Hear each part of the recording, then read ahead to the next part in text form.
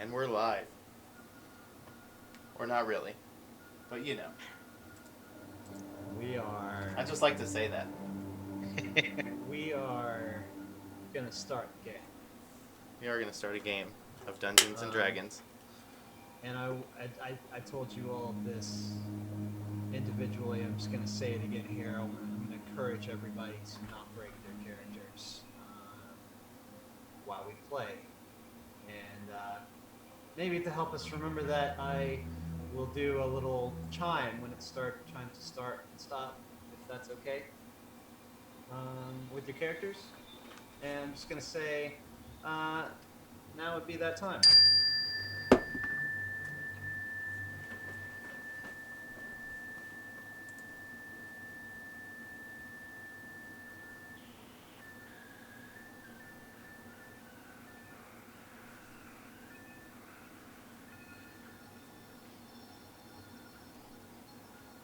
You've all been called into Phandalin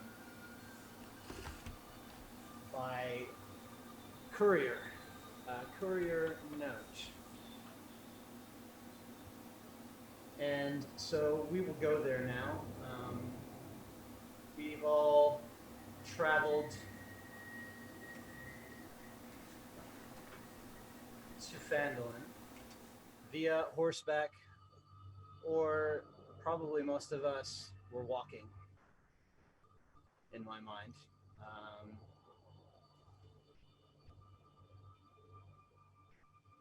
Let's go there.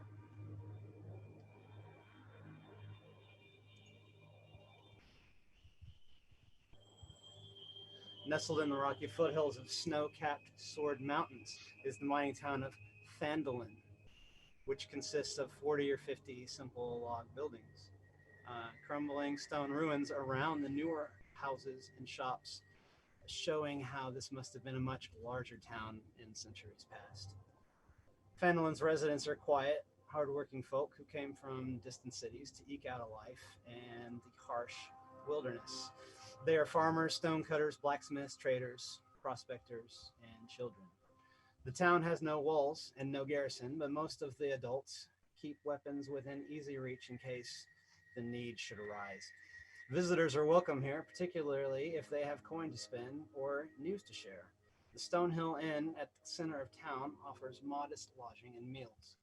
A couple of doors down from the inn, posted outside the townmaster's hall, is a job board for adventurers. Stonehill Inn is, if you'll see that sort of town square, looking near the center, there's a horseshoe-shaped building, which is sort of a shrine, and right next door to that, to the right, is the Stone Mill Inn, where our travelers have booked rooms for the night. And you guys didn't explore. You were tired from your journey. You didn't explore the town very much. You just sort of went to rest. And now all of the rooms are booked.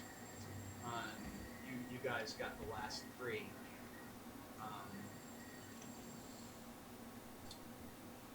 And it's customary when going to a meeting of any kind of importance this time of year in the early autumn, one day after the High Harvest Tide celebration. Anybody that would be going to an important meeting would do so near the dinner hours, so slightly after dark. So that's what you've all elected to do.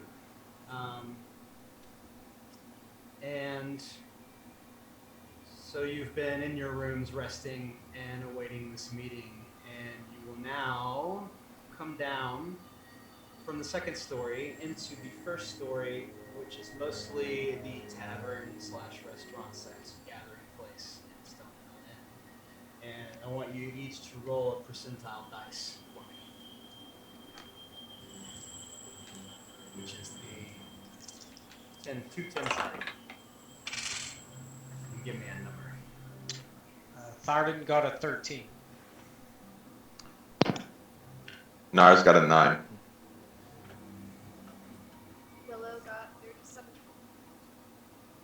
Myrin rolled a 50. Myrin's going to come downstairs first. He's going to come down 2 flights of stairs in the northern corner of this building. Sort of a right angle stair stepping down, and when you get to the bottom of the stair, you see a tavern laid out before you. It's got about 6 tables on the floor, and each one of those are occupied by what you assume to be the regulars of this town. They're still kind of celebrating, and they're eating and drinking and playing dice games and what have you. So those tables are all taken. And other than that, you see on the opposite corner of this room, you see like an L-shaped bar with some bar stools around it. And those are empty. And there are 2 big empty booth-type tables with big partitions that separate them off for privacy. And those are unoccupied. Those are to the right. As you get to the bottom step, you'll see a big fireplace on that wall. The steps run along, and then there's another huge hearth that is the central hearth of the building behind the bar. And you will enter. What would you do in that room as you wait for your meetings? As I do in most places, the smell is something that I often first examine, and as I do this, I start to bring in the local essence, if you will. This will kind of connect me to the tone and the feeling in the room, and I think that the senses have a lot to offer when gauging such things. The first thing that I would want to do is approach the bar, likely take a seat at a bar stool with view to the door and earshot to these booths, which I only imagine may cater to larger meetings. Gunslinger's chair. Very good choice. I always opt for that one myself. That would put you at the end of the bar. If your back is to the bar, you'll have full view of this room, except for the door right behind you where the serving wench would come in and out. Because the front door to the place would be on that opposite corner from where you're at. Yeah. So you're on the end of the bar. Yes. On the sort of northeast corner of the room, if you will. And then I would just be on the lookout for some sort of a bartender to speak with at some point. He's probably tied up. Milling about, I would imagine. The potatoes in the back right now. He's not there to serve you, so you're waiting at the bar for him. I've always been patient. And you're in between both fires, and it's really warm and comfy in there. It's been raining a little bit in the early autumn. It's still uncomfortable to be indoors, but it's when I know that there's a reason to be inside, then I have a purpose. I see. So most rangers, I guess, don't want to hang out inside ever. But if you did like that sort of thing, that cozy comfort feeling, this place definitely has it, because all the people on the tables are in really good spirits, and they're meant to eat for all well. And I'm also, while I wait, I'm just trying to listen to some chatter nearby at the tables. Good. Very cool. Willow will be our next one from her room. She comes down the stairs and sees what I've just described before, plus a... Who does she see sitting at the end of the bar? Because I can't really describe it. Oh, I'm sorry. Yeah. So this for elves, middle-aged, fit, but in a light leather armor, but it doesn't seem too much like armor. More flexibility is needed, um, and in that leather, brown and green tones, blonde hair. He likes to keep his leather clean, um, and he seems to be like just messing with it right now. So Willow, you're coming down the stairs on the northeast corner of the building. Northwest corner of the building, and you see a bar across the other corner, and at the end of that bar is a ranger.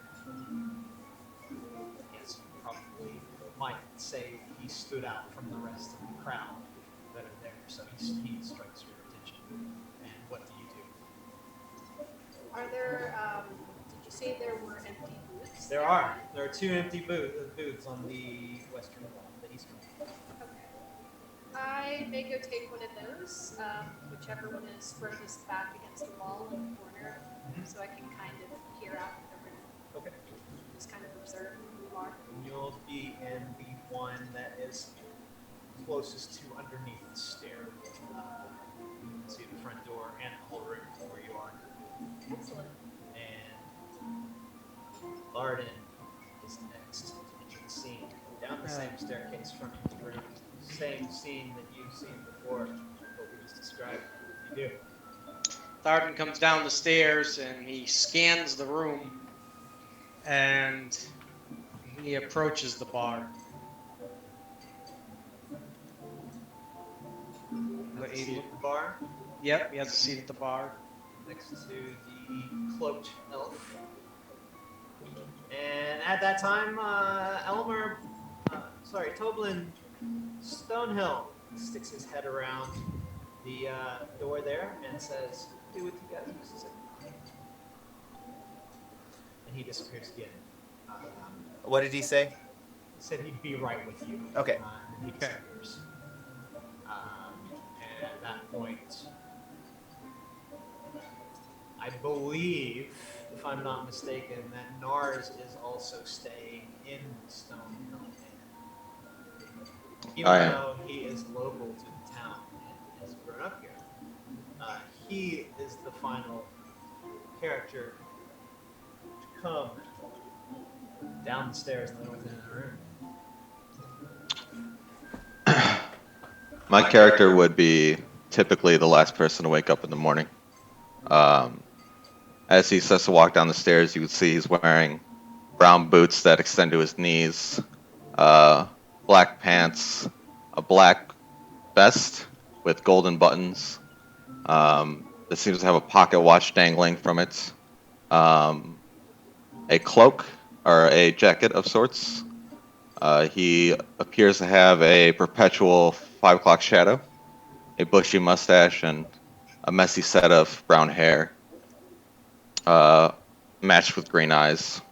He would walk straight to the bar. He would place the tankard that he took upstairs last night on the counter. He would pull out a gold coin, stick it on the countertop, and as he fiddled it around in his hand, the gold coin would begin to emit a little bright light, and he would begin to look around the room. Looking around the room, you see the familiar scene that we've gone over a few times now. But what's different for you is that you are seeing faces that you are familiar with in the bar, everywhere in the bar, except for these 3, whom you have been expecting. Because, in fact, you are the one who sent the letter that they are responding to.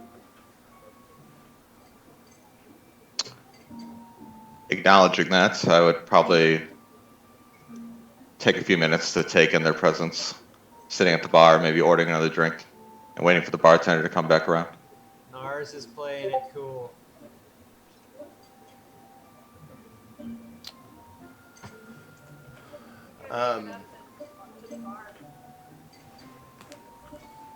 Say it again. I think I've gotten less volume out of Brian and Kiki, but Nars is really hot. Just to do some quick housekeeping. Cool. I can't do anything about Nars. Yeah. It's fine. Nars, do you have any way to turn your mic down just a little bit? Probably. I mean, You're just a little hotter compared to everybody else. I don't know if that's Yeah. if everybody else is experiencing that, but I just have to. I'm messing with volume a lot. Everything sounds good to me. I hear everybody fine. The background music on occasion is just a tad, could come down a notch maybe. And that might be stepping on you guys over there. Okay. Maybe one notch.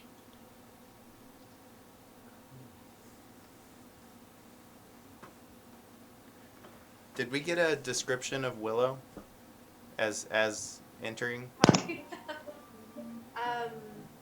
She has long, kind of silky black hair. Like it looks almost like it falls like water. Kneeling. She's in a long black hooded coat, but or a cape kind of cloak thing. It kind of looks like a Grim Reaper. She has the hood pulled down. She's a drow. She's got the cobalt blue skin and the really striking, almost white blue eyes. Is she uncloaked? She has her cloak on, but the hood is down. Everybody's got their heads down. Could It I would sort of be weird if. Go ahead. could I get like maybe like a gauge on the room as far as racial diversity? Yeah, roll perception.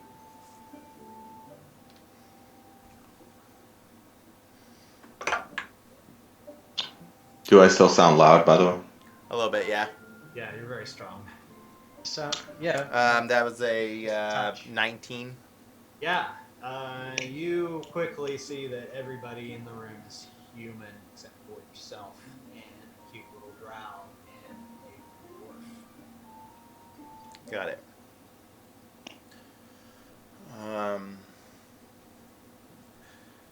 Yeah, I think my eyes would be on this cloaked drow, Yeah. just it's standing out, and then obviously is this dwarf armored? This dwarf is wearing chainmail armor with a talberd, a blue and yellow talberd of Neverwinter, and he also has red hair with green eyes and a finely trimmed red beard, and also a cloak, a blue and yellow cloak of Neverwinter, hanging over his chainmail armor.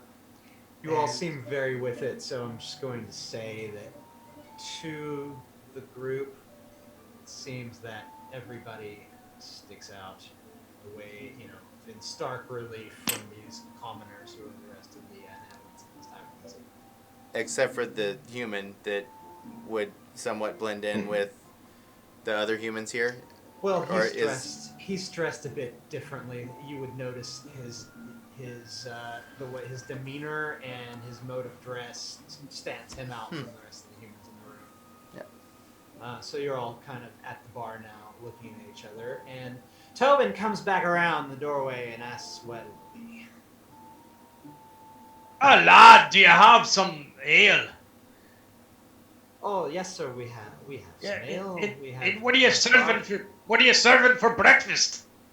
Well, we have a dark lager and an IPA, and it's evening time, so there's no breakfast. Oh, it's evening. I'm sorry. Yes, I had a long journey here from Neverwinter, and let me tell you. I know you've just woken up, but that does not mean it is breakfast time. Yes, dinner. Yes, I could use a bite. What do you have on For the dinner menu? tonight, sir, we've got the fried mutton and the spicy whiskey potatoes that are quite good. That's what we have. Ah, that sounds good. I'll take an order of that, and I'll take the dark ale.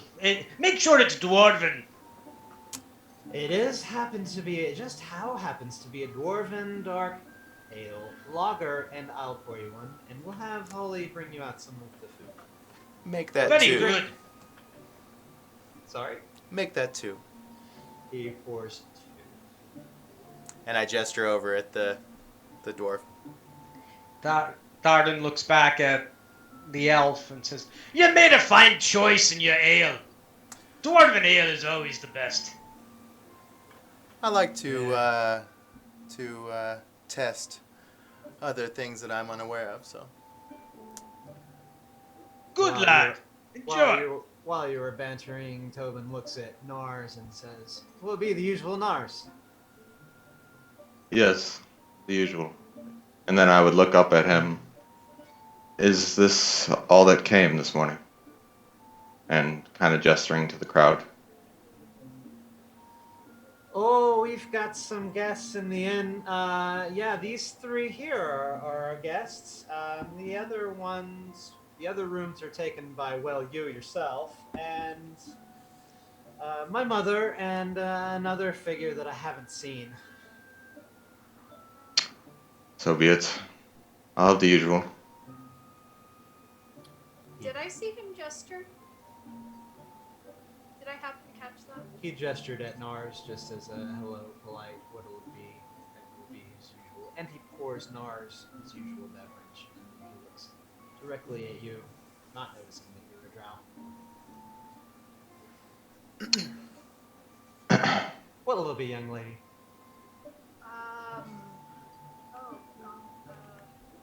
You said whiskey potatoes, right? Did I hear that right? You did. They're quite good. Holly makes them special. I like whiskey and I like potatoes. And will you Take an order. need a beverage? Surprise me. Pours you another one of the dwarven ales. He's trying to move that particular keg.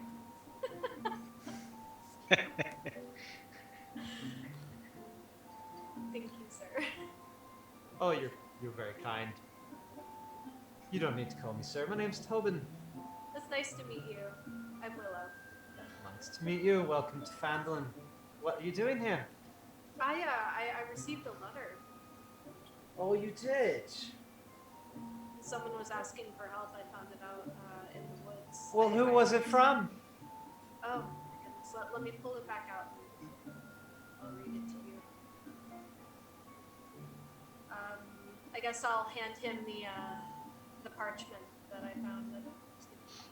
He takes the parchment. do we see the exchange at the bar? Yes, you guys are in full view of this. Yeah.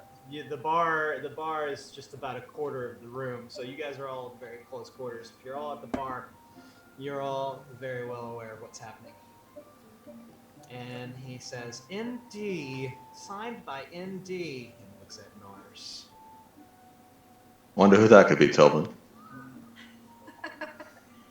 Are you the one that sent this? I am. Tobin excuses himself and lets you talk. I sent for aid. I was expecting a bit more. Like drow-wise or numbers-wise or? Well, I paid for 40 couriers, and there's 3 of you inside of this tavern. Oh, So. okay. So it wasn't you who personally delivered it. I was in a bit of a crisis helping someone. I didn't quite catch the face. It'll have to do. Yes, the rider that approached you was a hired courier. Well, I got the letter and I'm here. Well, thank you for your attendance. Need to get everyone together. And Are they here? it appears just these other 2 folks. I have yet to meet them. I will turn around and kind of look at the other 2 and see if they're staring our way. Are they? I'm looking over the dwarf. And kind of like over. And then maybe even then like flashing a note, like noticing that the same note, obviously, like I can see pretty clearly that it's the same note. Right. Is So- this when we turn these in? Do we turn it into you? Yes, for your reward. Ah, Your reward will, of course, be fighting a dragon and clearing out the trouble in the area. a dragon! Aye. Ah, yes. That'd be no problem. You said we were gonna have in the note. It said there'd be like 40 more people. Where are they? It appears that most people are afraid of fighting such things, so we will have to do it on our own. Nah, not Thardin. I'm not afraid of no dragon. Like your style, Master Dwarf. Thank you, sir. And would you as well? Thardin looks at the elf. You as well are going to be fighting this dragon. Yes, it appears so. What makes us think that us here can manage this? This seems like a fool's task. Well, I am quite the fool myself, so Explains then it. it is my task. Here's Ah! that Nars is not forthcoming with all of his evidence. This is clear. Ah, lass, are you ready and prepared to fight the dragon? And the dwarf looks at the drow sitting at the bar as well. Yeah. I'm excited to see where this could lead me. This is my first time outside home, so heard cool things about dragons. Have you ever swung a sword before?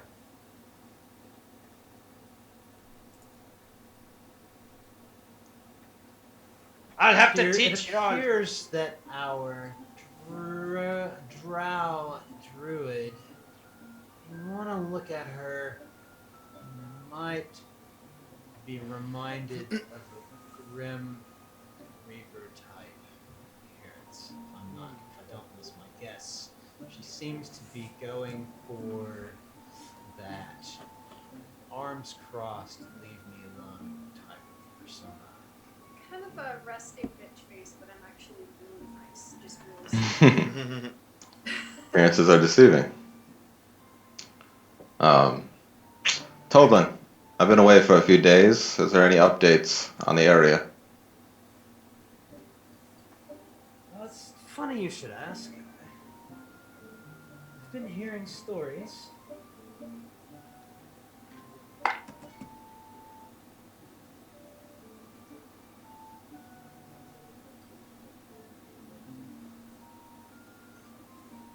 Been hearing stories about strange magic pervading Neverwinter Woods.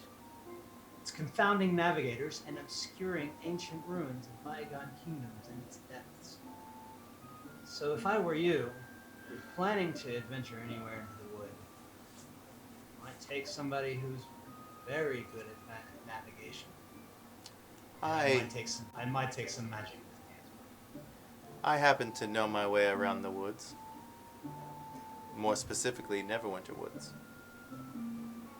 Did you grow up here? That must be very lucky for your companions. And he turns and walks away back in the kitchen.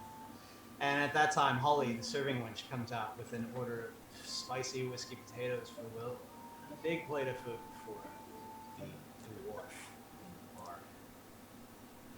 As they seem like they're probably going to get into their meals, I would get closer to Nars and mention that I had grown up in and around the woods, but I had also done some infantry and scout work through the woods. That'll come in handy. I'm not too well versed in the woodland adventures. Good thing I am. I have a First feeling- order of business. I have a feeling that Nars hates the woods. You are probably right. God.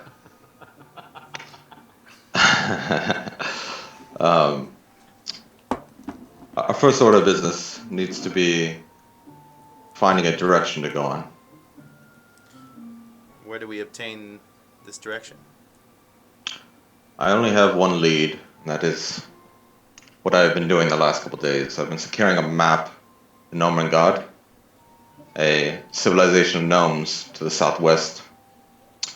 If we were to adventure that way, I think the gnomes might be able to help us in our upcoming war. I've never known the gnomes to be helpful. In Phandalin, the gnomes are considered good tradespeople. We trade with them fairly often, although trade lines have kind of decreased over the years. Well, maybe it wouldn't hurt to befriend a gnome or two. Toblin has been overhearing your conversation, and he interjects at this point that the gnomes may very well have some magic items that you can sell back to the town master here, or perhaps even use to fight a foe such as a dragon. Just my 2 cents, sir, and turns around and gets back to the kitchen. Thank you, Toby. I don't know if that would interest you. I don't know all of your motives for coming. I don't know whether you're here for glory or for coin. But I do need help. I may not be much as far as fighting goes, but I'm excellent with most connects the medicinal properties of plants and nature. So I can at least help you there. Well, I'm not worried about fighting. Fighting is not a problem for me. And remember, the gnomes are dwarven kinsmen. They're cousins. They'll help us. I hope so. Seems that the short stature would help that. seeing on the same level and all.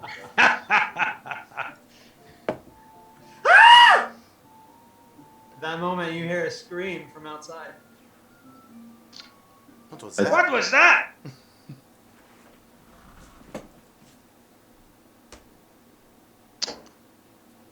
I can't hear Willow. Can't. No. No, Willow. I'm sorry, I may need to speak then. You're just increasingly getting quieter and quieter as we go. I'm gonna wait and see what everybody else does, and I'll just follow everyone once they start heading somewhere. It was from outside? It came from outside. A scream in the darkness. Thardin jumps up and his stool tips over as he jumps up and he makes his way to the doorway. Mm-hmm. I catch it before it hits the ground. Or try to, at least. I pull out my pocket watch and I look at the time on it, and I put it back in my pocket.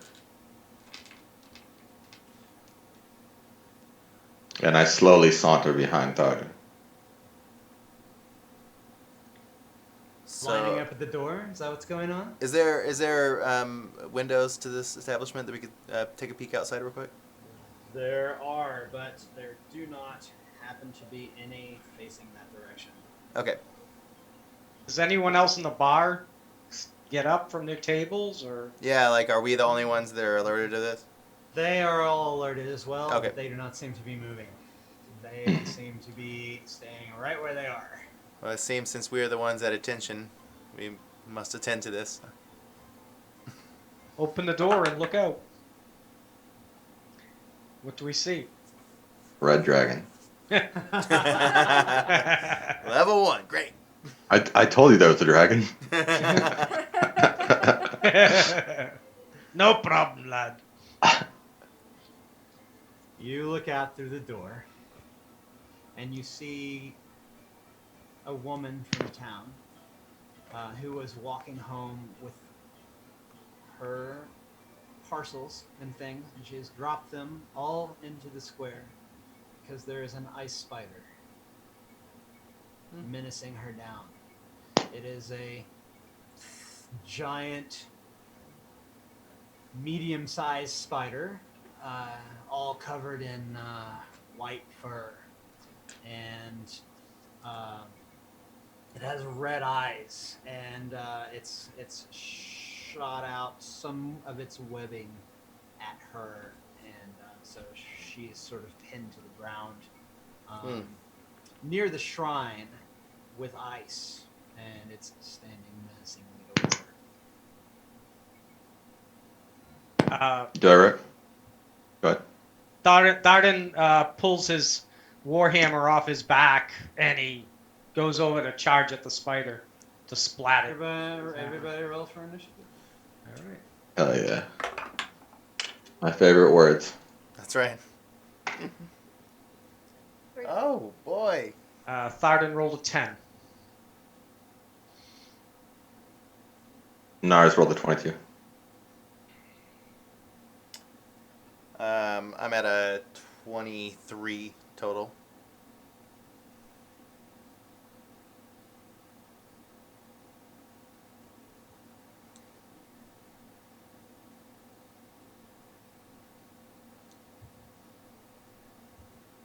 Preparation, I'm pulling out my dagger.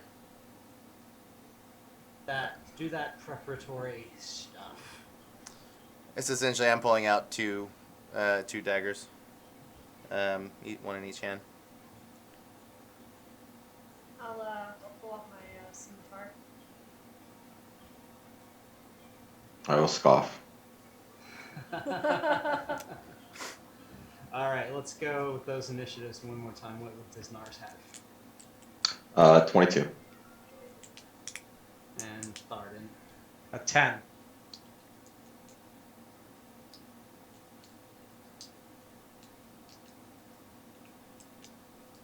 Myrin. Myrin has a 23. Myrin is 23. And that puts Myrin at our first reaction. So you're looking across the town square at this spider near the Shrine of Luck. Yeah, and there's a pinned down woman, you said? She has not been pinned down by the spider. She is safe distance away, about 10 feet away from the spider, where it cannot strike out at her, and she is pinned down by the ice. She's pinned down by the ice. Yes, this particular spider will shoot webbing that will crystallize quite quickly into frozen substance. Yeah, so I think that I'm probably going to make my way towards her to try to free her. Okay. How far away is that? Him from me? That's well within your Within range of movement. It's range about of 20 movement, feet. yeah. Yeah, you can circle around the spider and not come near it. Yeah, so I'm gonna put myself in between her and the spider. All right, so you're about 10 feet away from that spider. And in that, I probably will also use. I'm 10 feet away from the spider, right? Mm-hmm. So I'm just going to one dagger and just aim to throw it. My strategy would be to just to go for like a headshot with it. I'm just trying to be as precision as I can. And whatever that is for me. I believe the head of this beast is sort of like embedded in its body, so you see eyes on the body. Yeah, like if I'm going for eyes or head, that's the region. It's got 8 eyes. You're going for one of the eyes to try to pierce right. into its brain. Yeah. So roll an attack. a 15 plus a 6, 21 to hit. Hits. Roll damage. And then for this daddy right there. Oh Jesus! Good thing there's a +4, 5. Which I hurl one of my standard iron daggers towards this ice spider. Hopefully with some precision. And the dagger sticks right into its face, right into its eye that you were aiming at. As I intended. That eye pops with some goop. And in that, I'm also just kind of looking down as well. So it's trying in that motion through it, and then I'm looking down to just see if I can evaluate real quickly what, if any, I can do anything. And not in this, probably in this turn, but I'm just trying to analyze what I need to do with her next. So. Cool. Yep. So you'll end your turn there. I will. And then we have Nars up next. What do you do? I will exit the building and I will circle far away from the creature. Probably, is it near the shrine or near the southern end of town? Yeah, it's like right in front of the shrine. Okay, so I will circle the opposite direction. I will get about. You're going around the building? No, I still want line of sight, but You I will. If I can, 60 or 80 feet from it. As I extend my right hand, my left hand still on my pocket watch, I will culminate a bit of fire in my hand and fire it at it and cast Firebolt. Roll the attack. That's gonna miss. 7. Yeah. Firebolt swoops right by its face. Narrowly missing, and it slams into the Shrine of Luck. It's a little ember, and then breaks out quickly. Not very lucky.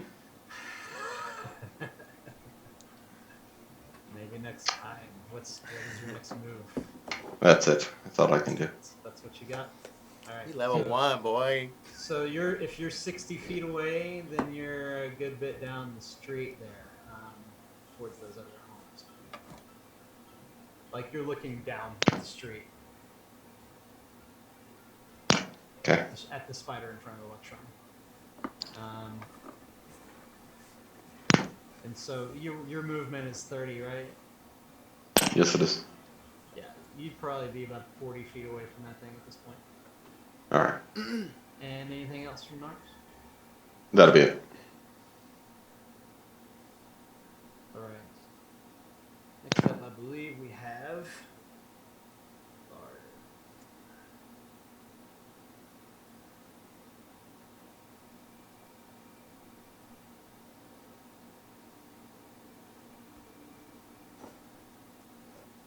Yep.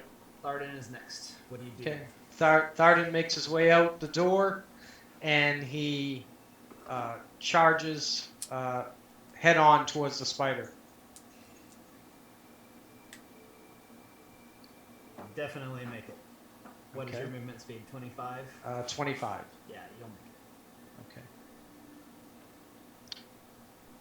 Okay. And he swings his big warhammer at the spider.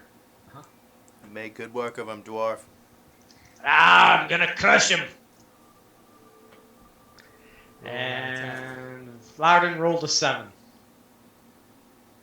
Miss. Anything else for your turn? And I am done.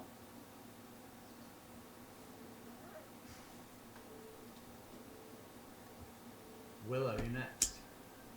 Alright, so I'll step out the door of the tavern. How far away from the spider am I? I'm right outside the door there. Right outside, you should about 15 to 20 feet. Okay. I think I'm gonna cast dancing lights off to the side of it and try to distract it. Okay.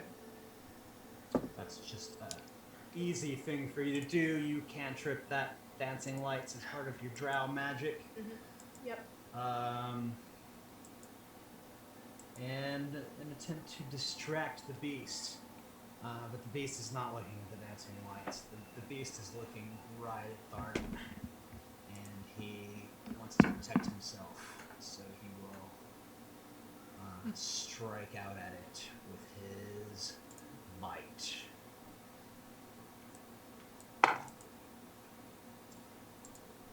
Which is a 16 to hit.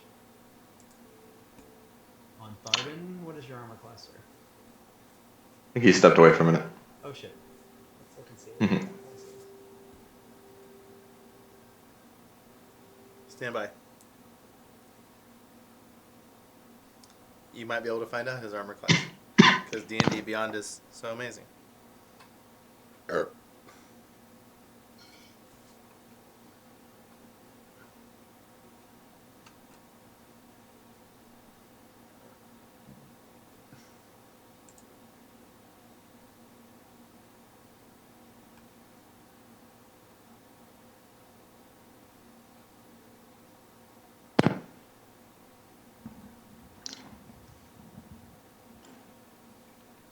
Thardin's back. And we're back. Sorry. Thardin, what is your armor class, sir? As you have a spider that is striking out at you with its teeth. To bite My you. armor class, because I just drew my battle axe two-handed, and my shield is on my back, so my armor class is a 16. Meets it, beats it, my friend. Okay. We're gonna take 8 points of 8 points. of piercing damage there. Ouch. And How many points? 8. Short run. back on top of the round. Myrin, you're up. Yeah, so as I was looking down, I was trying to figure out a way to use my dagger to pry and break the ice that is binding this woman.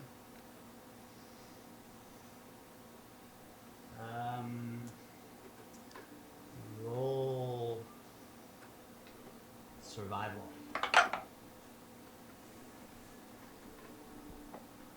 Oh.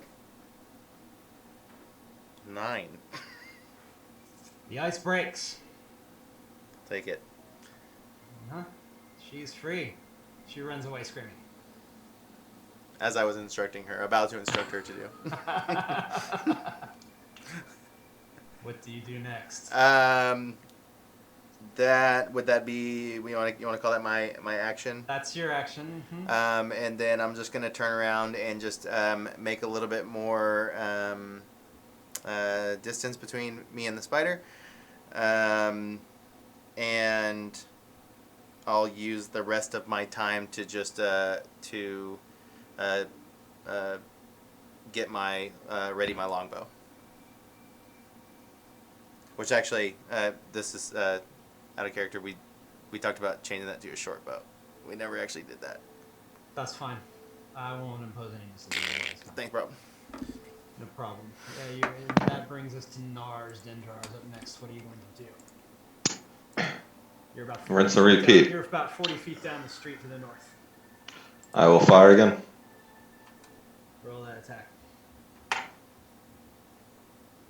11. The arrow goes whizzing past. It's not supposed. I will end my turn. Okay. That brings us to Thardin. You've just taken a bite from this thing. It's very mean and hissing at you. What do you do? As a bonus action, Thardin pulls his shield off his back, and he wields the hammer one-handed, and he attacks. Uh-huh. So you're striking with your hammer. Roll the attack, sir. Okay, a 14. 14 is a miss. Oh, no, it isn't a miss. It's a meet it, beat it. That is the armor class of this beast. All right. And so roll for damage, sir. 10 points of damage. Ooh. By Moradin's hammer! Die, you scourge! The hammer falls in on the beast's face and caves in 3 more of its eyes. And that same gross liquid goop comes out, and it recoils. It recoils, and it cannot see you because you have blinded it on that side. And so it looks around and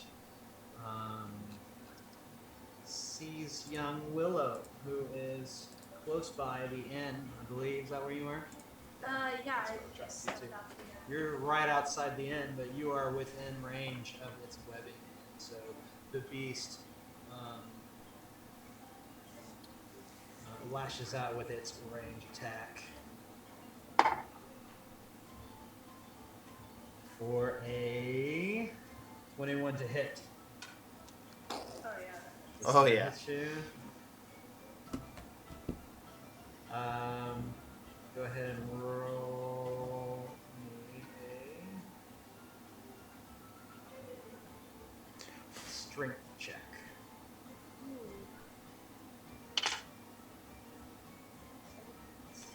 17. So the web coalesces around you.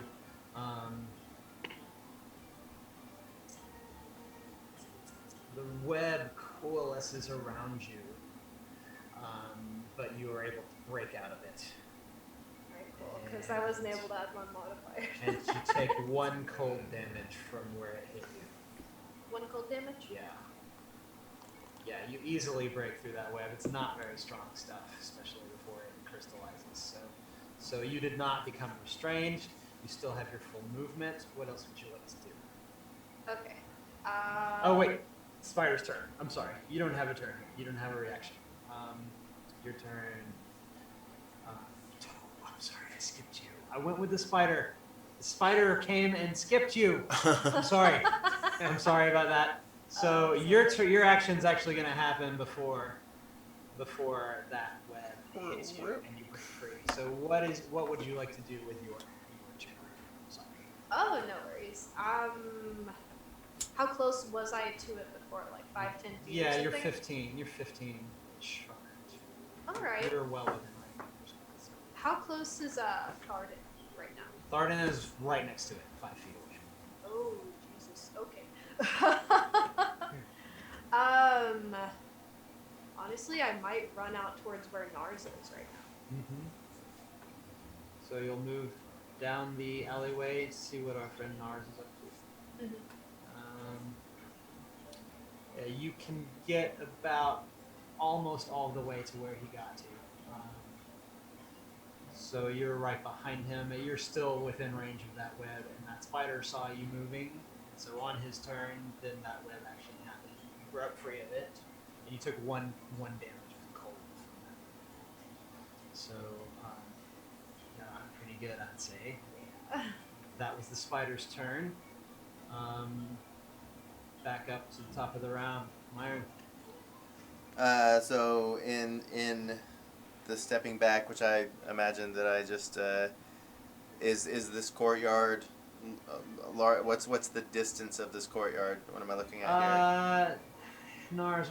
I would have stepped back around 30 I don't have any kind of feet. way to scale it. What do you think it is, Nars? Since you're a local boy, how big is this thing? It's probably about 30 by 30, I'd guess.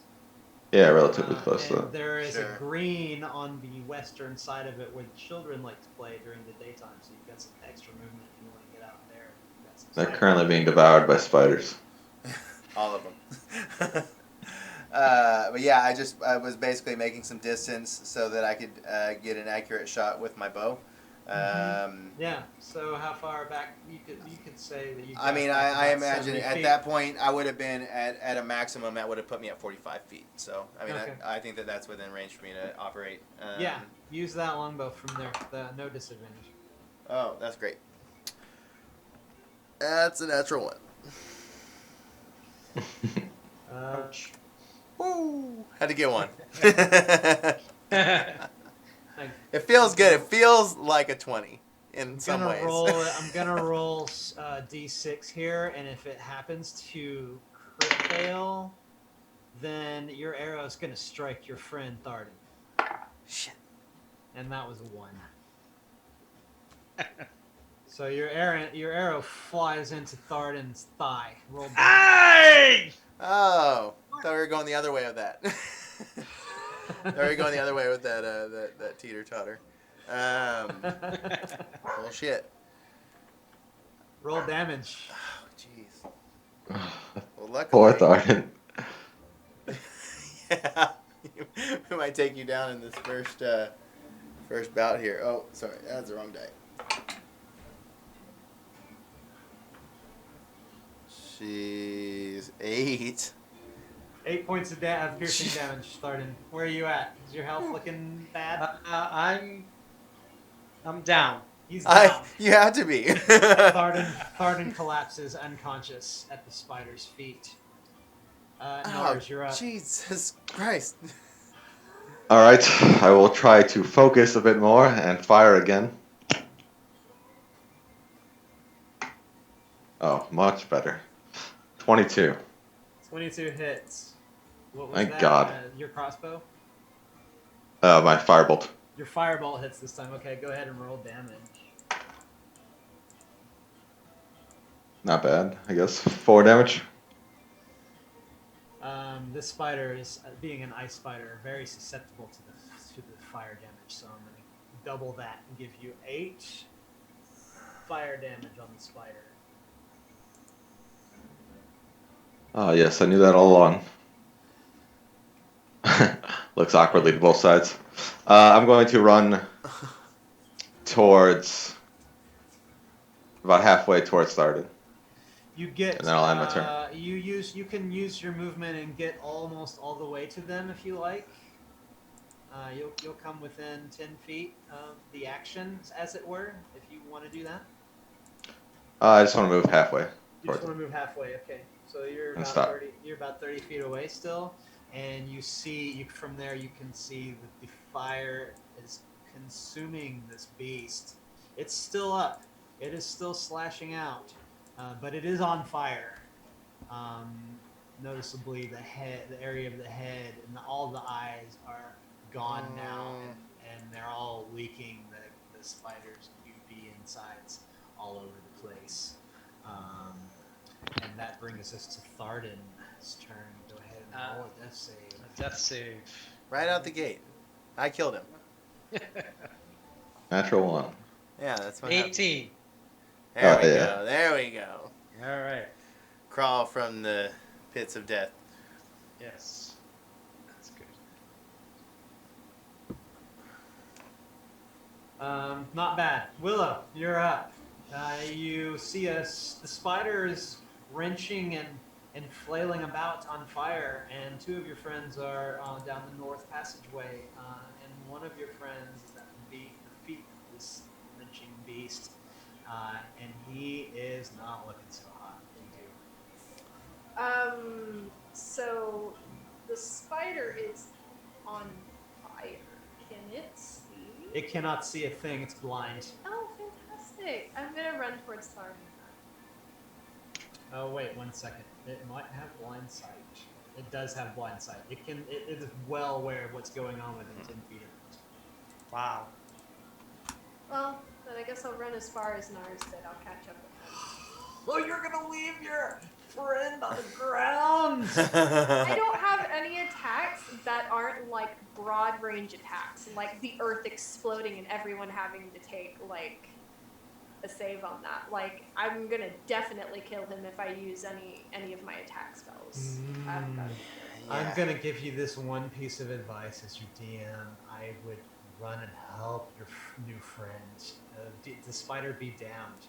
It has got bigger fish to fry on its mind, notably the fire that it's trying to put out its fire. Go help your friend. Okay. Can I make it to him? Yeah, you're totally within range of him. Have I used my entire turn getting to him? No. All right. You still have about 5 feet left in your movement to make it. Okay. Then I want to cast Cure Wounds. Do it.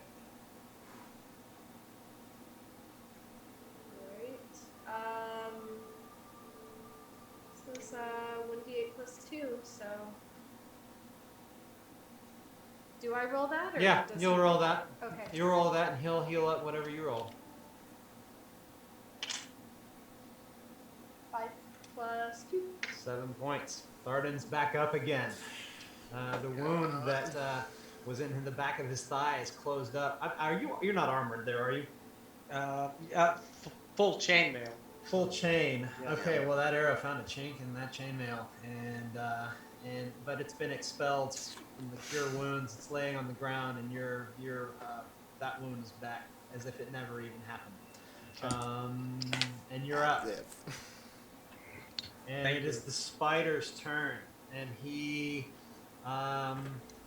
is going to try to bite you, Thardin, because he's very pissed. Oh, great. Right after you just got a... But you're holding your shield, I'm yes? holding my shield, yes. So his jaws glance off of your shield and completely miss you. And we're back at the top of the round. Myrin. There we go. What do you do? So, focus. It's been a while. Haven't shot this thing. As I try to gain and center myself, I have to redeem myself, and I say something like, "Sorry, my friend, this one won't hit you." I'll have to teach you how to use that bow, lad, after this combat. This will turn out much better. I'm very versed in all the weapons. This is a 23 to hit. And it hits. Roll damage. Yeah. Which that is a... You don't have to roll damage. The creature was on its last legs. Whatever 6. the damage was. 6.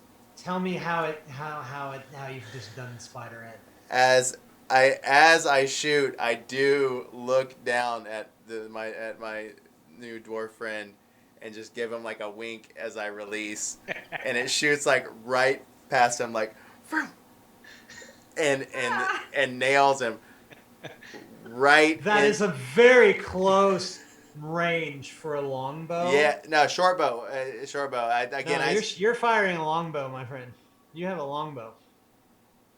Did we not talk about this yesterday? We talked about it. I'll buy you a nice short bow. But your longbow is in your character sheet, so that's what you're using. Okay. Again, I thought we talked about it, and I just didn't make my edit in my sheet. That's all right.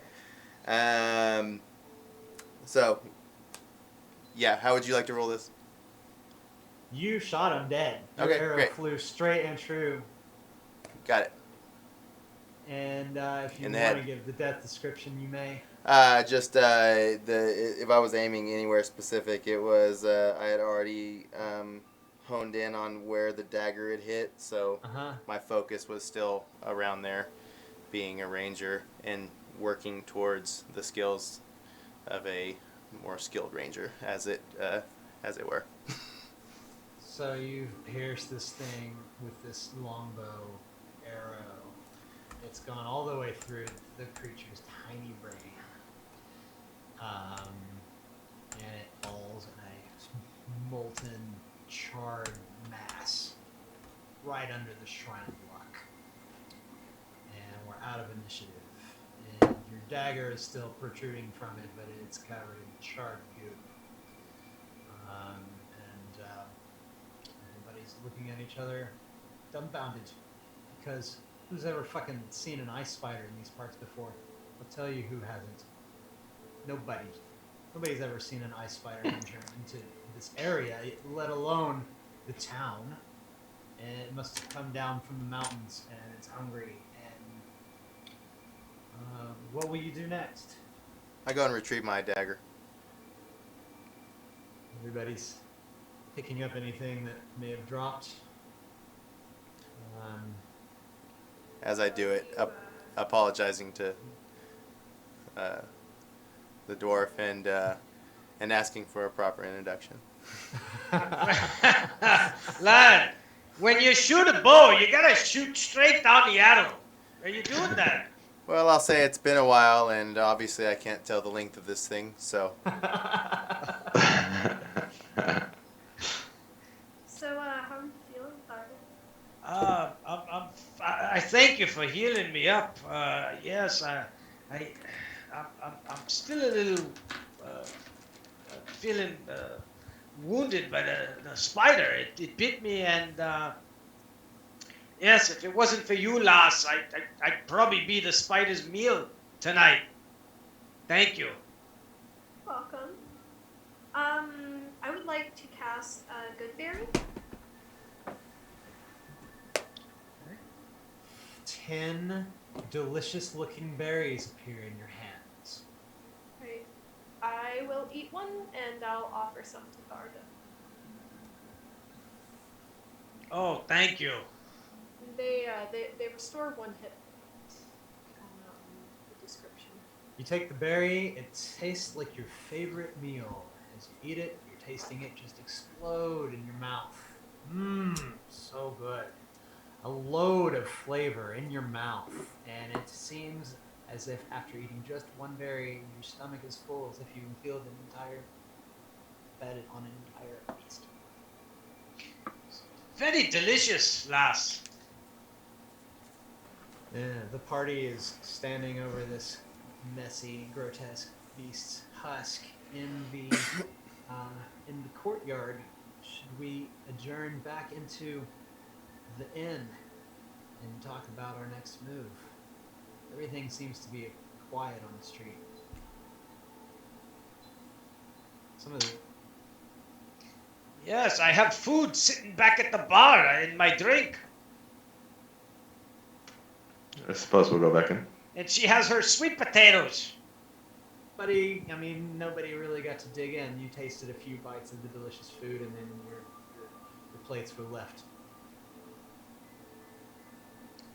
As you walk back inside, the serving wench is replacing your half or somewhat eaten food with a full plate on the house, because everybody is kind of looking out of any window they could see any of the action. They're not quite sure what happened, but they saw you guys slay this giant spider, and they're all very much in awe of you.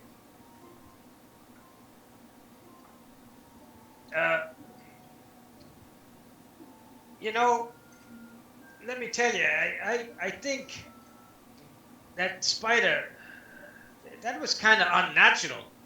I never saw something like that. Not natural to these parts. Does anybody have nature or skill? I do. Roll me nature.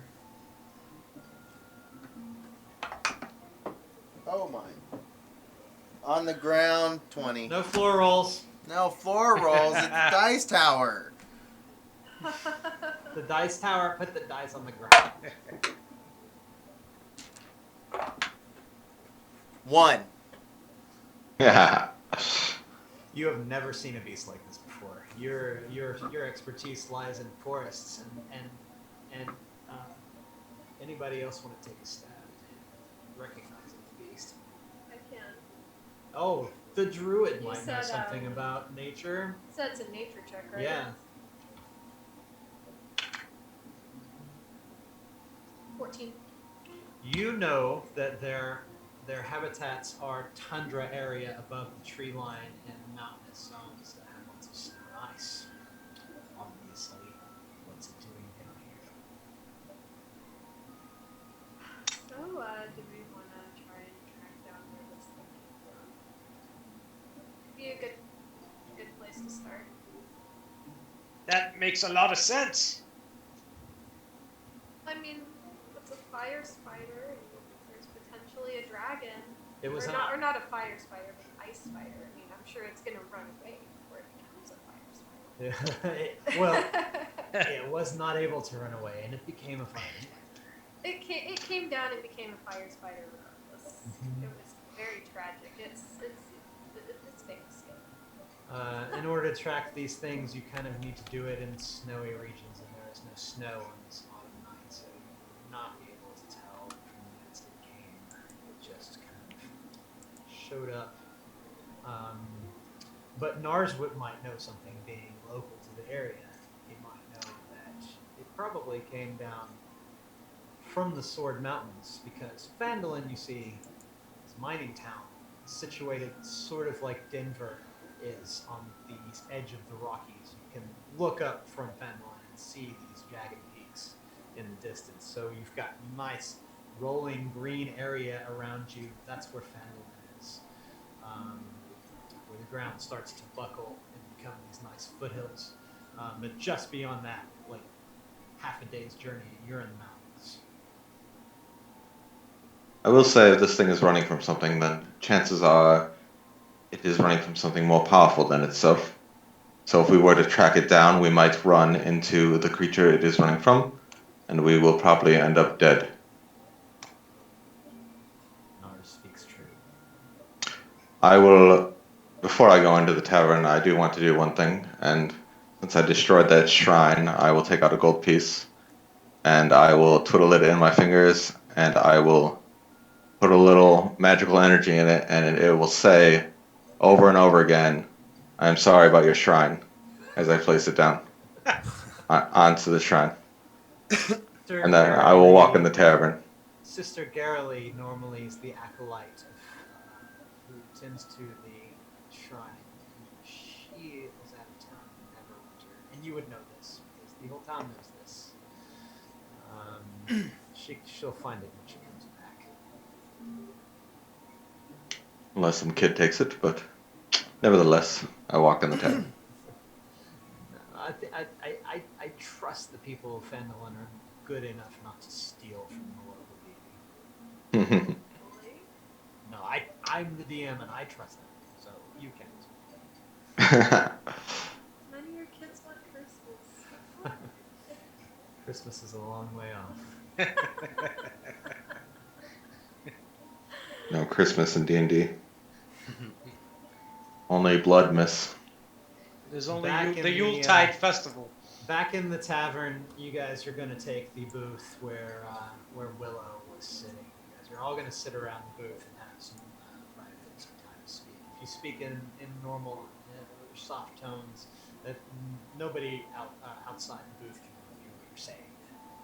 So the people are insisting that you take the best booth. So you guys all take a seat in the tavern booth to discuss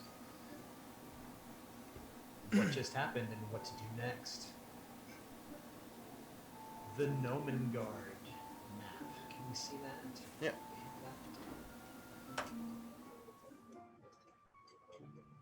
This is a rough sketch I was able to get of Nomengard. As I lay it on the table. Nars is suggesting the party travel to Nomengard since we have a map of it.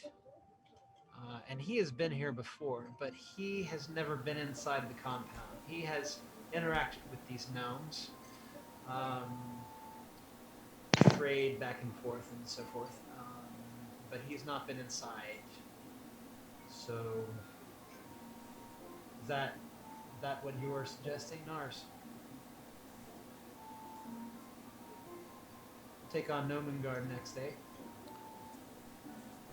Where is this map sourced? Is it reliable? The map I got? Yes. I got it from a few traders that stem from here to there. I believe it to be reliable, but they said it's been a few years since I've gone there.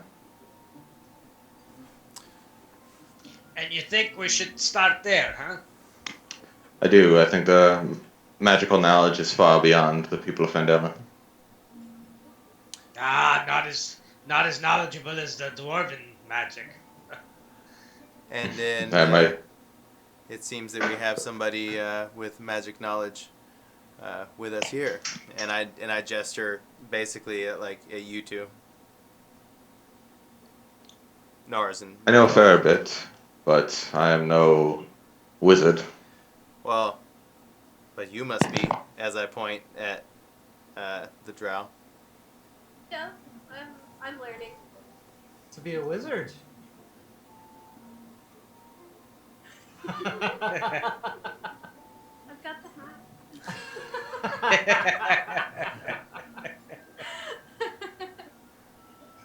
The young Druid seems she may multi-class in wizardry. Who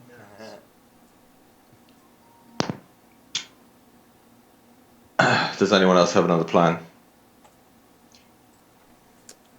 No, I think maybe you're right. We should go try and see what the gnomes have to say. I think regardless, it's a great idea. Because if we're not ready to face whatever that spider was running away from, then expanding our knowledge would be an obvious first step. Never hurts to have more information on the table. It is power. What time would you guys like to leave? Are any of you able to journey today? Can we see the southern map of the area? Nars knows where Nomengard is. Can you point it out on the map with your voice? With my voice? It's southwest.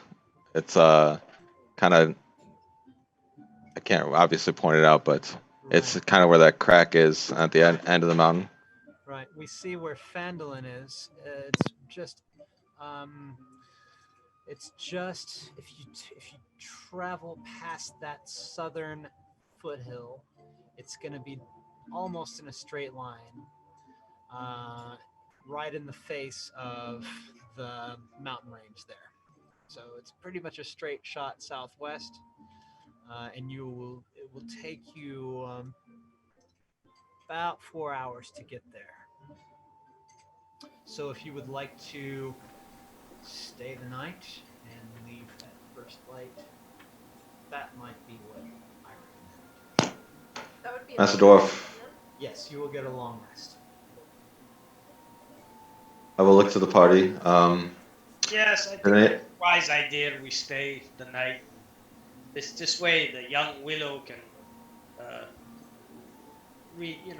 pray to her nature, and I can pray to Thardin, and we can regain some of our powers. I would appreciate it very much. Then it's settled. Understandable. We will have the party take a long rest in their comfortable rooms and stuff go in. And the party will come downstairs and gather their things and leave for Nomengard, first light. And with that, I would like to take a bathroom break. Woo! Ding. That sound means you're no longer in character.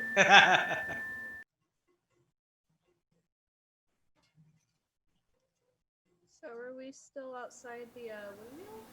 Outside the apothecaries? You said your goodbyes to Adabra, and you have traveled on down the road. You're traveling through the foothills, and you find a mountain stream, which Nars knows leads to the mouth of Midgard. So you will travel along another 2 hours along the stream. You are on the eastern side of the stream as it flows from south to north. You're following it upriver. And you can, as you're coming closer and closer to the cliffs, you hear the sounds of a giant waterfall getting louder and louder. You follow the stream uphill to the base of the mountain. The waterfall erosion has carved out a natural concavity. So you're coming up to this hemmed-in, hollow type of place in the rising bluffs and crags on either side, where the water is pulled up, and you see this magnificent waterfall crashing down the side of the mountain. And you notice as it plunges into a shallow pool of water, within which rise two small islands, and they are covered with 2 foot tall red, green, and purple mushrooms. Several cave openings overlook the pool from the rocky ledges 20 to 30 feet above. The mountain blocks any sunlight from reaching this place. So you see around the horseshoe of the canyon, there are 5 precipices, most of which have a sheer, steep drop-off down to the pool. But the closest one to you has a little pathway that snakes up and switches back and leads to one of the precipices. You can easily reach by foot. And looking at Nars's map, you see that from what you can tell, it looks accurate so far, at least from the outside. There's a bridge between 2 carapaces that travels right in front of the waterfall. And maybe you pull that map out and decide which entrance you think you would like to try to. First things first, I want to see, do I notice any guards or tradesmen outside like I did last time I was here? Nobody is outside. Nobody? Nobody is outside. Interesting.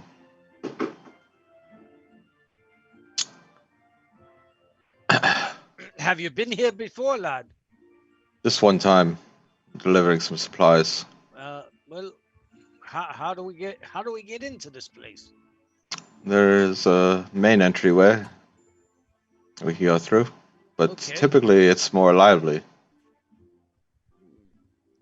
Do you think maybe we should scout ahead a little before we head in? Might not be a bad idea. Where would you like to scout? Well, I wouldn't be a good one to scout because my armor might make too much noise. I may be able to assist here. I've been down as I'm refilling an empty water skin of mine in the water.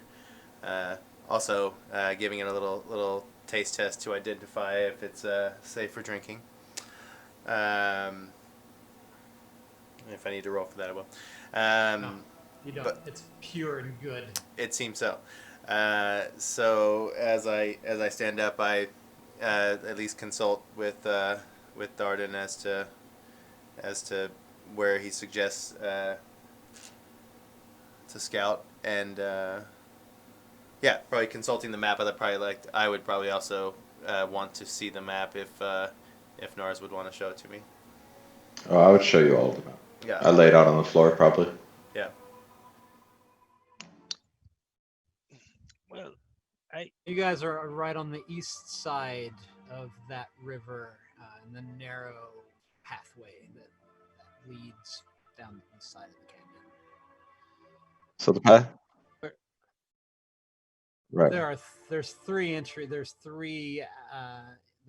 doorways on this side. One of them has the bridge. And well, two that are more in the southern area look to be a little bit higher up.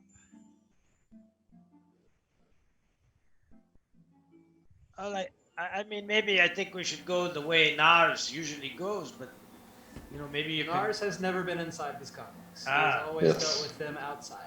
can. Okay. Right. Well, then let's. The main entry point is on the eastern wall, a winding path that leads upward. Well, I think maybe you should scout that out and see if there's any guards or anything. Okay. Give So us entry. yeah, so I probably would want to go in some sort of stealth mode. I know it's we're probably what time of day are we looking at right It's now? about midday, but there again, the sun is on the other side of the mountains, and no light ever reaches this place. So it's So we have shadow. dim light. We have it's dim shadow. light. Okay. So yeah, I just want to kind of stay in the shadows. I move forward in such a manner to not detect, and I'm going to at least scout forward to see to assess the situation. You gonna take that winding pathway then? Yeah. Well, Stealthily. what's the crossing? What's the water? Like what is it deep? Is it The depth of the water is about Wide? How wide is it? 5 feet under the bridge, from what you can tell. how wide is it? Can I cross it? Physically, You could like wade, is it? you I could could- wade across it. You could wade across the river. Yeah, It's 'cause deeper I- in some 'cause- spots than others. But if you traversed, you could be like thigh deep in it if you went across all the way. And I think that either case, I'm moving forward, and I am looking for those opportune times to either cross or not cross. That's how I'm assessing the situation. Okay. Um, What you see is a lot of mist. Okay. That is obscuring your vision, but it looks like you can just wade across it at any point. Okay, well, yeah, and again, as I'm moving forward, I'm just trying to assess the situation. I'm looking for guards. I'm looking for possible traps.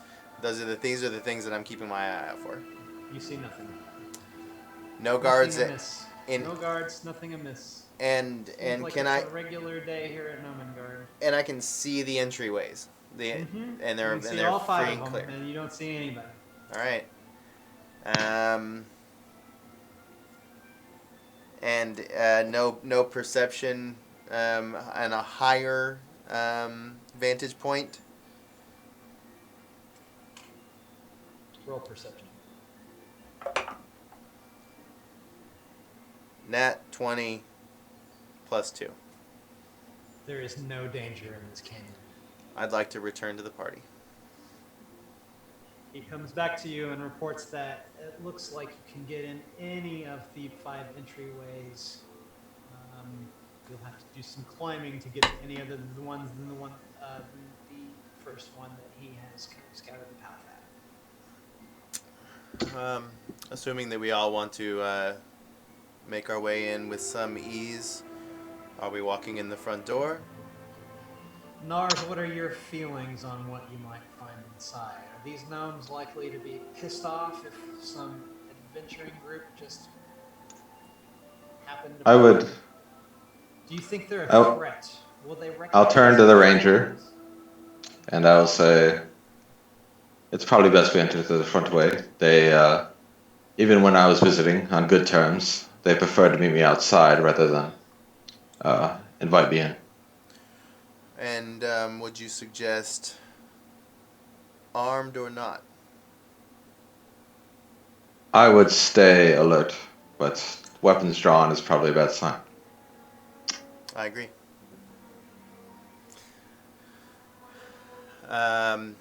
However, Drow, I think that you should keep something spicy in mind just in case. I know that you seem to have some tricks up your sleeve. Yeah. So the party is set on entering through this pathway access. It switches back. And what order will we travel, as that pathway is only wide enough to accommodate you into it? I'll go at the back of the party. Right? Well, of course, I'll go in the front. I lead the way. Well, I'd be right in front of Willow. and then I'll follow up the front. Party cautiously enters the mouth of this tunnel hewn right out of the living rock. It's very smooth on the inside. The ceilings are about 7 feet high. And you see a long corridor that stretches to the east that comes to an intersection of a T that you can see. There are lanterns hanging all around that the gnomes keep lit at all times, so you've got some good light to see in here at any of the rooms. The only thing that might possibly obscure your vision is if you get close to the waterfall. There's quite a bit of mist, but you can see just fine in these corridors, and what you see is a long hallway that extends east with an offshoot off to the north, and a T at the end of the long hallway going east.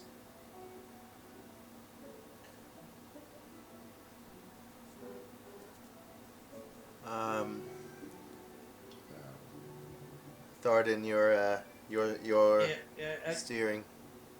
yes. So we're at a hallway that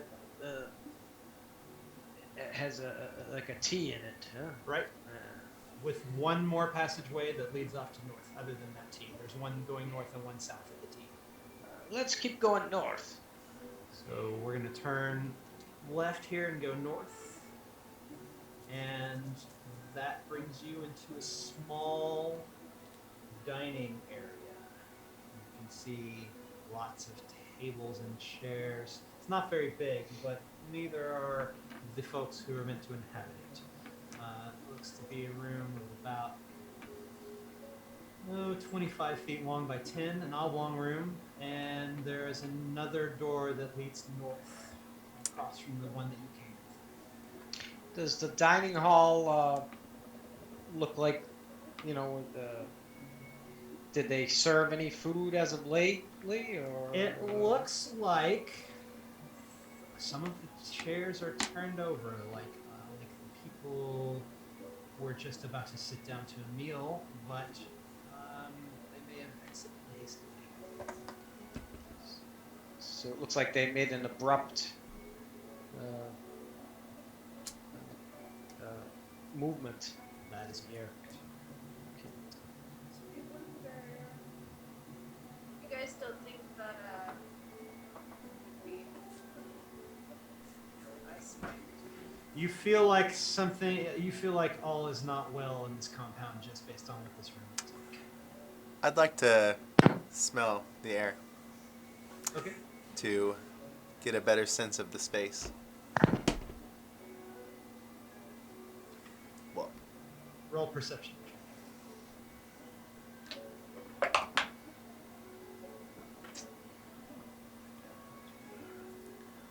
14. 14. It smells musty.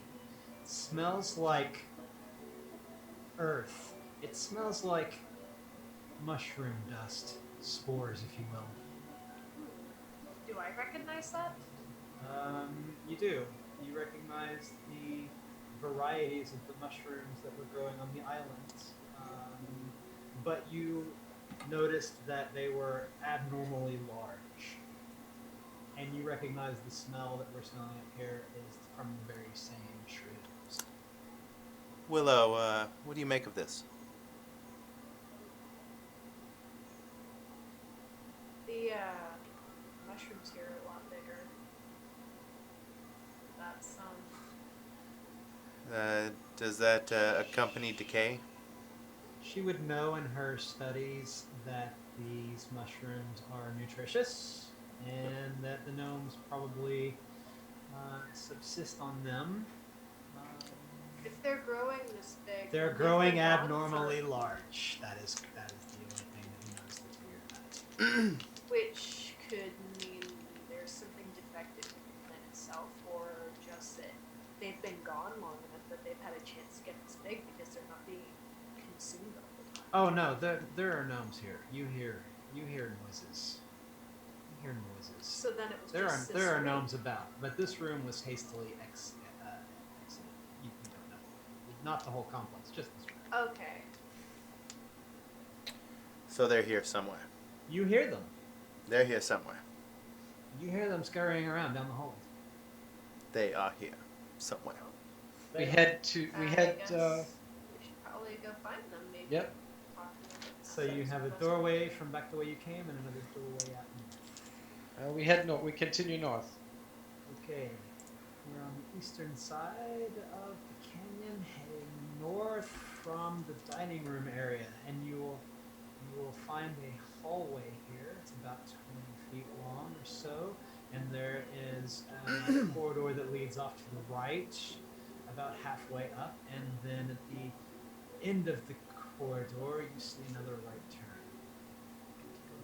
East. Okay, we'll turn to the east. You want to take the first corridor to the east? Yes. Head down that corridor. It's another long corridor, about 20 feet, and it starts to curve back south the way you came. And you see that there is an opening farther east at the crux of this turn. Yes, you're looking at that part of the map right there. The room in the center was the dining room where we just came from, and we are in that horseshoe type of tunnel, right before the doorway going to the east into that room. So we can go into that doorway to the east. You can. There's no door there. It's just a corridor. Okay. We'll head into that room to the east. Are we walking further away from the sounds or no? You hear them echoing all around. You can't tell where they're coming from. And you enter that room. And in this room, you see two contraptions of gnomish design. Each one of them resembles a crab.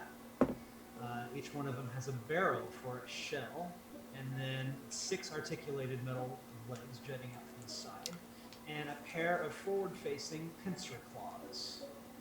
And there is a hatch on top of each of the barrel that, if sort of a cage, like a safety cage, and you can see beyond that there are some levers and controls to operate this beast around. There's some pedals, gears, and the barrels are not airtight.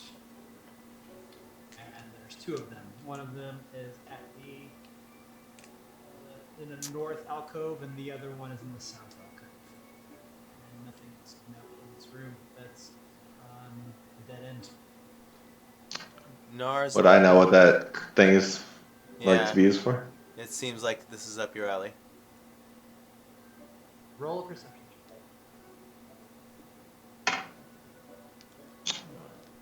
Ooh, 22. You have actually seen them use these before. They are forklifts after fashion, for lack of a better word, and nothing in medieval lore to describe them. The gnomes use the pinchers to move things from place to place. I turn to Thardin and I say, Thardin, you should hop in there and try one out. I don't know, lad. It looks like one of those spiders we just fought. It looks like somebody of medium size could actually fit into the cockpit and pilot one of these things if they so chose. It's like it's made for you, Thardin. I could try it, but Let's give it a go. Would you like to try it? I'll try it.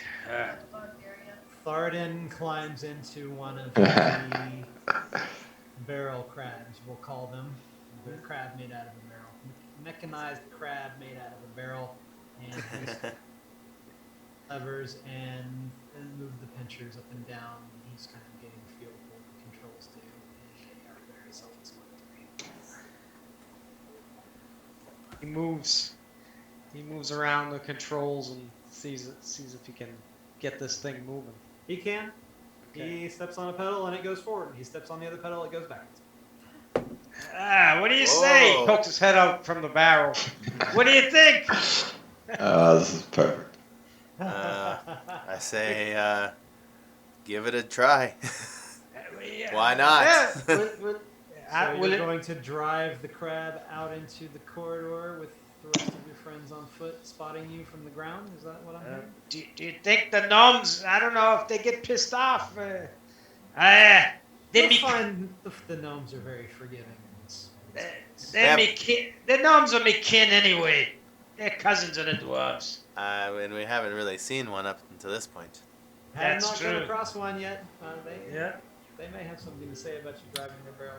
Again, Let's give it a go. and we're popped back out of this horseshoe type hallway. Yep. From this point, we can't discern which way the sound of the gnomish voices are coming from. Roll perception. I'm in. 17. You feel like they are echoing more from the north than they are from the south.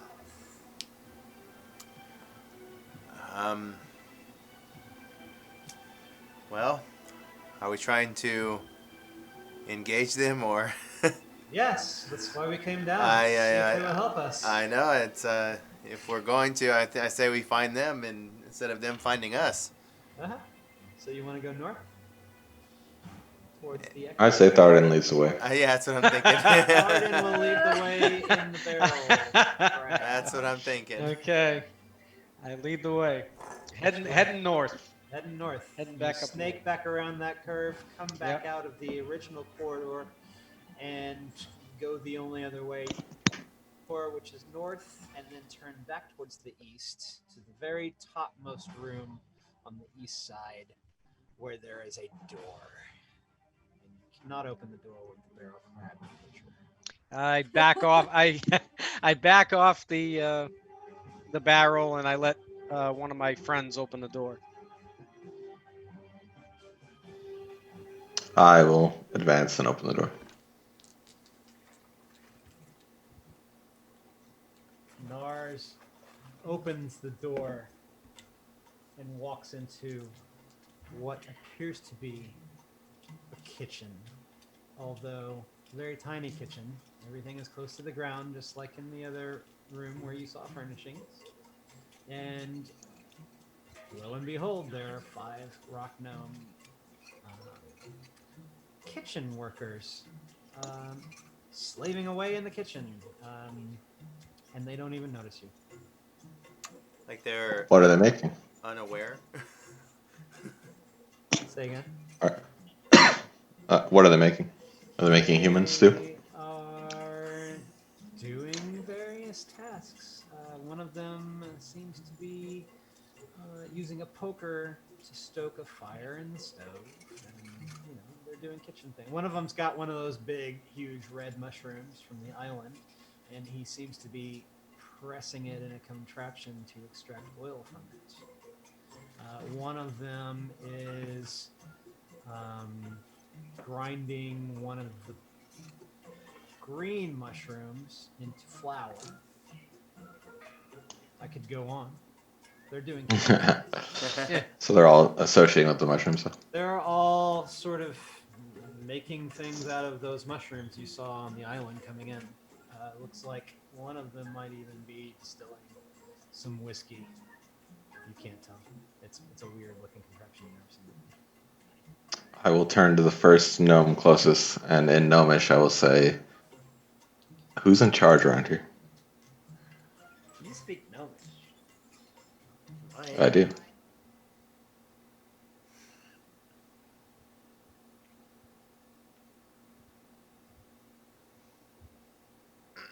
You muted, I think. Yeah, can't hear you. Yeah, no audio. Unless that's just me. No audio. There we go. You're back. There you go. What's happening? He tells you the name of the king, the 2 kings, back to you in gnomish, and goes back about his tasks. Do you know where I could find them? He looks really puzzled at you, and he seems to have his mind more on his work. But he urges you in gnomish to go talk to Fibblestab or Dabbledob in the workshop. Would be. And he guides you to go back the way you came. He tells you basically the quickest passage to the other side, which is across that bridge. Okay. We will leave them to their business, or at least I will. I will leave. So in order to get to that workshop,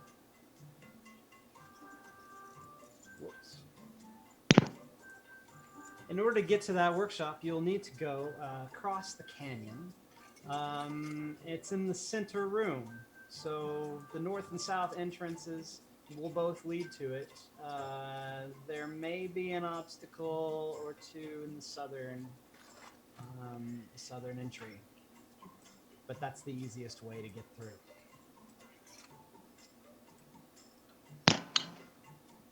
I will relay what I was told to the party. And then as we are walking southward, I would like to... Oh, you've left and you're back in the corridor that leads to this room? Okay. Is that correct? You're leaving the kitchen where the gnomes were working? I am. I don't know what the rest of the party is. What is the rest of the party doing? Well, when he conferred with us that we had to go that way, if we head in that direction. Or I do, anyway. I don't know the rest of them. I follow Nars. You return back through the kitchen, which was the first room you came in to, and back down that southern corridor to the entrance where you first came in up the path. What do you do next? I will fall to the back. I'm going to let the little crab spider go in front. You still have the barrel crab. Yeah. Yeah. And as it's moving, I kind of want to keep a mental note about how it's operating. You want to head south through the tunnels or try to get across outside? Let's try south through the tunnels. South through the tunnels. So you will head east down that original corridor that where you came in, and it will turn south or north. North looks like it goes back to that horseshoe corridor. South, the barrel crab comes upon a new room, which in the center, bolted to the floor, is a rotating platform equipped with 4 heavy crossbows that reload automatically in Whoa. some sort of gnomish contraption. Hmm. And there is a chair above that, where is the control chair with the leather, the buttons and levers and so forth, and the auto-loading mechanism. And there's a gnome sitting in that chair who is startled by your appearance of the barrel crab and decides to test out the auto-loading crossbow platform Hello. on the barrel crab. Hello. Tink! The arrow He's shooting. bounces Okay. harmlessly off the thing's hull. Oh. Does it automatically reload and shoot again? She seems to be amiss, and she's testing her creation, and she's pulling levers and looking as if she's trying to reload. What do you do? Bring the crab to a complete stop and lift up the barrel head and pop out. What are you shooting at us for? Everybody roll initiative. Oh. Oh god. Woo! Oh. 21 for Myrin. 11 for Nars. 12. 16 for Thardin.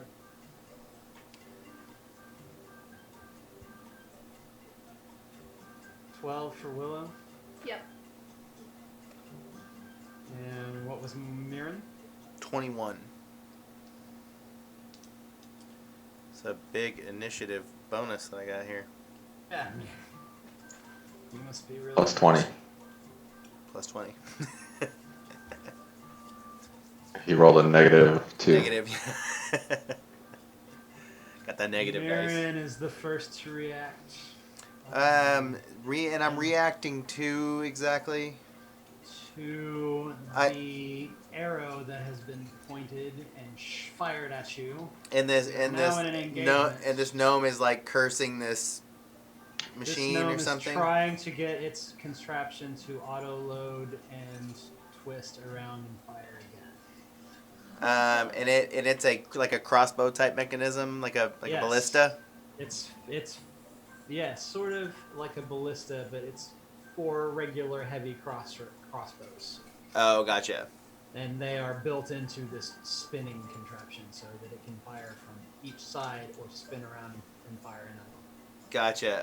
I would like to try to throw a dagger into the contraption to try to jam it in some way. Okay. Yeah. Make that roll. This dice tower doesn't really want to hold the dice. Oh no. Oh. Oh man, good bonus. 10. The dagger flies into the gears. Roll for damage. Okay. Ooh, 8.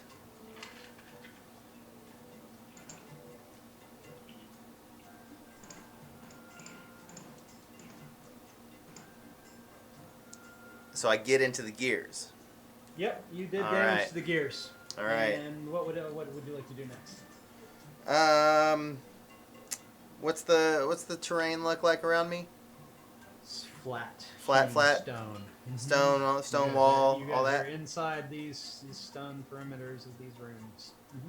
I guess I'm gonna maybe just like make my way kind of around the legs of this the contraption that walked in, and I'm just gonna try to use it as maybe just something I may try to climb up on, or I'm not sure yet. You know, I'm just gonna Okay. just So maneuvering to a you're in position close like range that. you're in close range to the machine so that it cannot get a shot off at you. Yeah. Okay. And you do like your turn there. Yep. That brings us to Thardin. What do you do? Thardin moves the machine closer to the wall to the firing Yeah. firing Yeah, I'm crossbows. So you're tracking. still piloting the machine, but you've got the hatch up. Yes. Okay.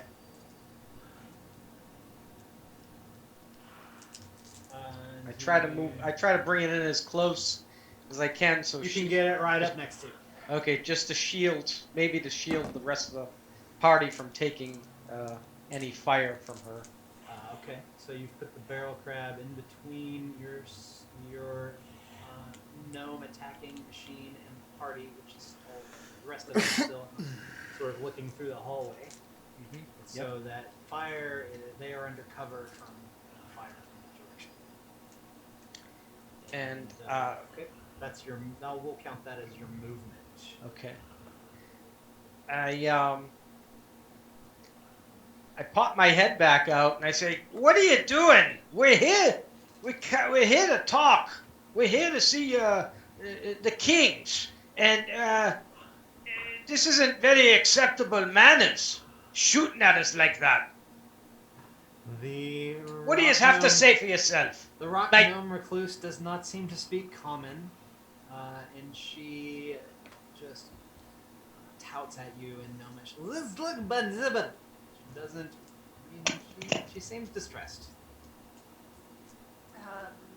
Do I understand it? You do. Yeah. She said something to you. She said something in gnomish that was there wasn't really any syntax to it. It was gibberish.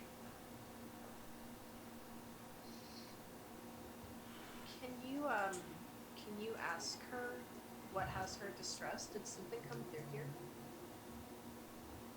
Maybe on your turn. okay. We're on Thardin's turn. And He's Thard, got an action. He can choose. with that, Thardin jumps out of the machine. The barrel crab. Yep. Mhm. And he should be near her. Right next to this machine. Yep. And he doesn't want to attack her, so he holds his hands up, trying to say, "We're here in peace." She does not seem to respond. You're no kin of mine, I'll tell you that. She's distressed and she is looking at controls and not listening to you. Okay. Do you want to hold your action? I will. Alright. What will your action be and what will? I will. If she gets violent, or if she attempts to attack me or anyone else, I will defend myself and attack her back. Okay. Yeah. Alright. And your turn will end there. Willow. Okay. Nars, you can speak Gnomish? I can. Could you ask her if anything came through here? Like, not us. You're using your action to ask Nars to ask her.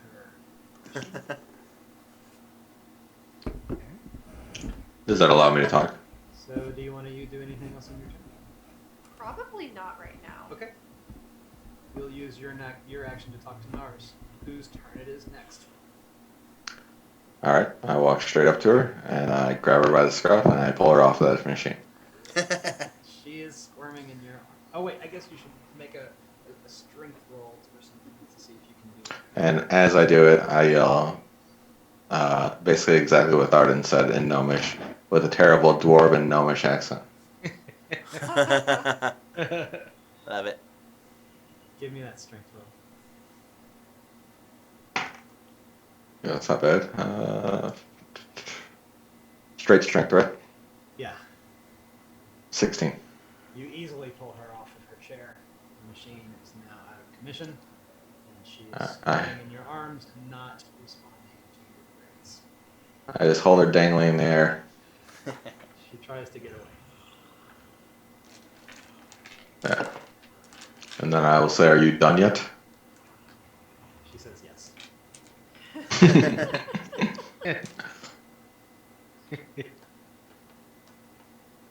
And then I will ask her if anyone came through here recently that made her do that.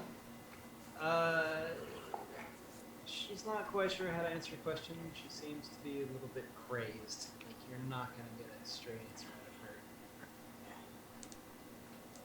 All right. I put her in the crab and I jam the backward switch on the crab. And I want her to just go backwards in the crab while we advance forward. The crab takes her out of sight. You're out of here. Crashes into a wall. She then exits the cockpit and disappears into the shadows. You're out of here. Maybe that was a bad idea. There is a doorway to the south, other than the one that came through. All right. We advance south. That corridor will curve a little bit around to the west, where you can see you're at a T. At the T at the very bottom, you can see the precipice that overlooks the southern Mushroom Island, and you've got room to the east. You can see some barrels and things in there. And then you see to the south, there's another room. It's a little darker. You can't quite see what's in it.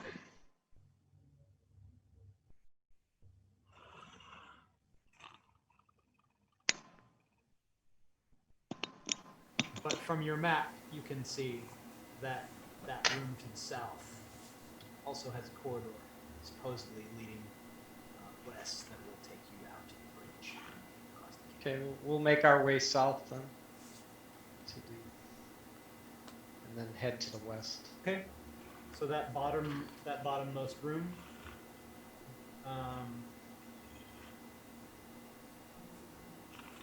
It's really misty in here because you're close to the waterfall, so it's really hard to see anything at all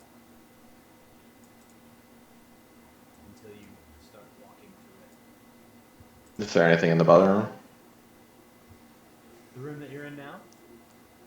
Yeah, the one that's connected to the bridge, right? Yeah. You're proceeding through it? I wanted to look around in the room before we cross the bridge. You can't hardly see anything. It's a little misty. Okay. We will advance the bridge, or I will advance the bridge. Give me an athletics check. Oh, I wasn't going to cross it yet. No, but you've moved into the room, is that correct? Yes. Yes. Sure. That's All right. athletics check. That's not too good. Let's see here. Athletics. Yep, 7. Step, and there's about a 5-foot ledge, and you take a header off of it. Whoa. This is not very well designed. Gnomes. When you hit the bottom underneath the ledge, there are 2 rock gnomes. And one of them calls out, "Who goes there?" in Gnomish, and the other one repeats the same question in Common. It is I, Thardin, Silverhammer, and my friend Myrin, and Willow, and Nars. We're here to see your leader. Emissaries from Fendel. Yes, that's right. We're emissaries of Fendalen. And and if you can see my insignia, I'm also part of the army in Neverwinter as well. Roll an intimidation check. Okay. What symbol is he wearing? I never even asked. That's 17 on intimidation. The symbol very I'm wearing. weird of you. And they run away. Oh. That was problem easy. solved. Thardin, what symbol are you wearing? The insignia of Neverwinter. I believe it's a dragon. Let me double check. But I am wearing a holy symbol of Moradin. Moradin, the god of creation, the all-father of the dwarven clan. Hmm. Yes. Neverwinter.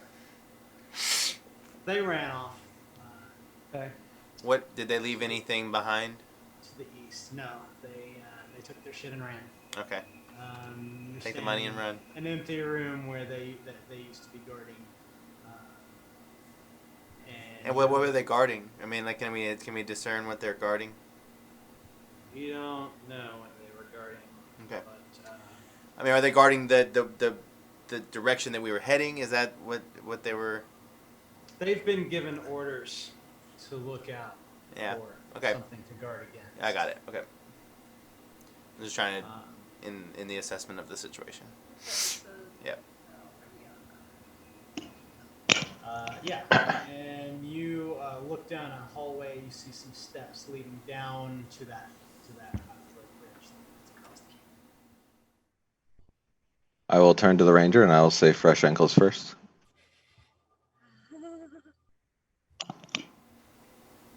As I slightly rub my ankle that has been rolled. Yeah, I might assist you up.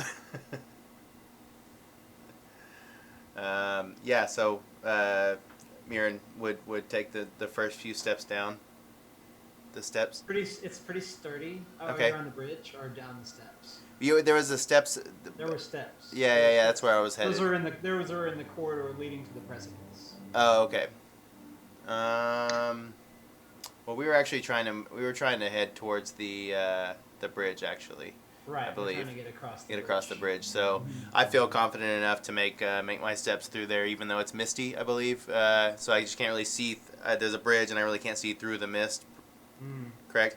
Right. I would like to just get a gauge on the situation. If I can I can't tell. There's nothing past it. I can't see anything past it. Too misty. I'll just move forward with caution and sure-footedness. Yes, and this bridge definitely counts as difficult terrain, but you Sure. seem to be. I'm proficient. You know what you're.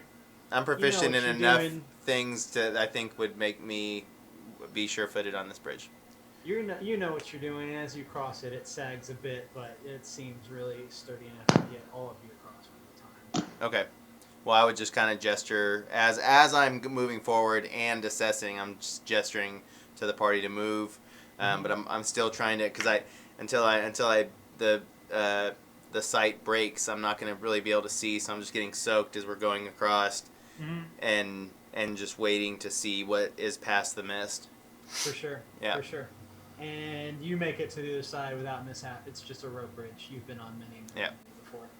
And it seems really safe and sturdy, even for medium size. And as I'm coming through, my hand just kind of disappears into the mist, I guess, just like gesturing like it's clear to come, as my hand disappears into the mist and onto the other side. Correct. The breeze in this canyon seems to be blowing the mist towards you, and so as you get to the other side, there's less of it to see through. Okay. And you're looking, and as you're standing on the precipice of the opposite side, you can see down a corridor into the dim light of the lanterns. You can. Yeah, you're right on the precipice. That corridor. You're looking down. Everybody's behind you, I assume. Yep. Is that right? Everybody's crossing Following the you bridge. They're behind. right behind you. Okay. And as you move through that corridor, you can see a hazard. What is this that I encounter? It looks like a contraption with a couple of spinning blades, like regular swords. Covering the cut room. out in a cross. Like, so Okay. there's a sword point at each one, and there are two of them, one on the north side and one on the south side. One of them spinning counterclockwise, one clockwise. So Got they're it. coming together as a blade. Can I identify anything that is in engaging these mechanisms? Like, is this something that I would be aware of, or? You can see a brass lever in the down position on the western part of the room. Okay. So, is it so simple? And I would probably just get a gauge of the party said switch and what we should do here. Just pull the lever. I can't. It's on the other side, correct? You can't reach it. It's on the other side of the hazard. I'm not reaching over there. I think we need another crab. We need to sacrifice a crab. You can tell after your journey across the bridge that the crabs will not make it. Across the bridge. Yeah. And into the next corridor. Too small. We'll have to wait until I get teleport, and I can teleport the crab over here. That's right. We'll come back when we're level. Roll breaking. Well, what do you guys think? Is it small enough for anyone to get under the blades?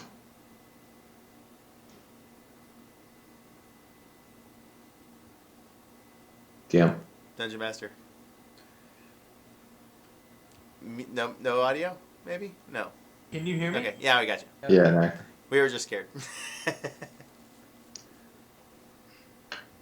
Oh, you cut out again. Are you messing with us? No. No. And we got you now. Is everything good? Yeah. I can hear you. Yeah.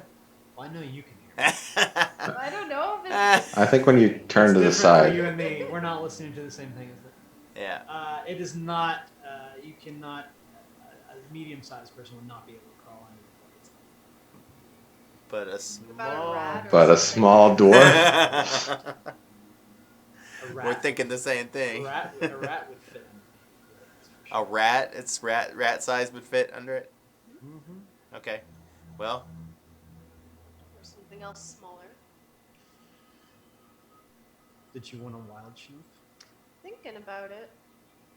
So I need to crawl under these blades, and what do I need to do once? engage a mechanism, lever. There is a brass lever in the down position on the western portion. You'd have to turn into something strong enough to flip a lever. Yeah, that's what I Or- was gonna ask. Or can you just go over there and then become humanoid again and engage? Is there enough space for that? Yes. There is. That is definitely a possibility. The question is, are the blades gonna go away, or do I need to use both wild shape If- to get to and from? You're going to wild shape, then you can wild shape, and then you can dismiss that wild shape, right? At any time. So if you wild shape into a rat, you can definitely scurry under the blade, and then disengage the mechanism. Oh boy. I mean, if the rat rolled really well on strength, the rat could probably disengage this thing. Yeah. Probably. Probably. Or get knocked into the blade so you spin around and get cut to pieces.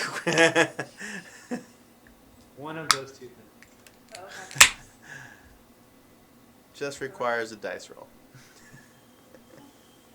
Let's give it a shot either way. Let's see Okay. what happens. You're wild shaping? Yep. Do I need to roll anything for that? Not sure actually.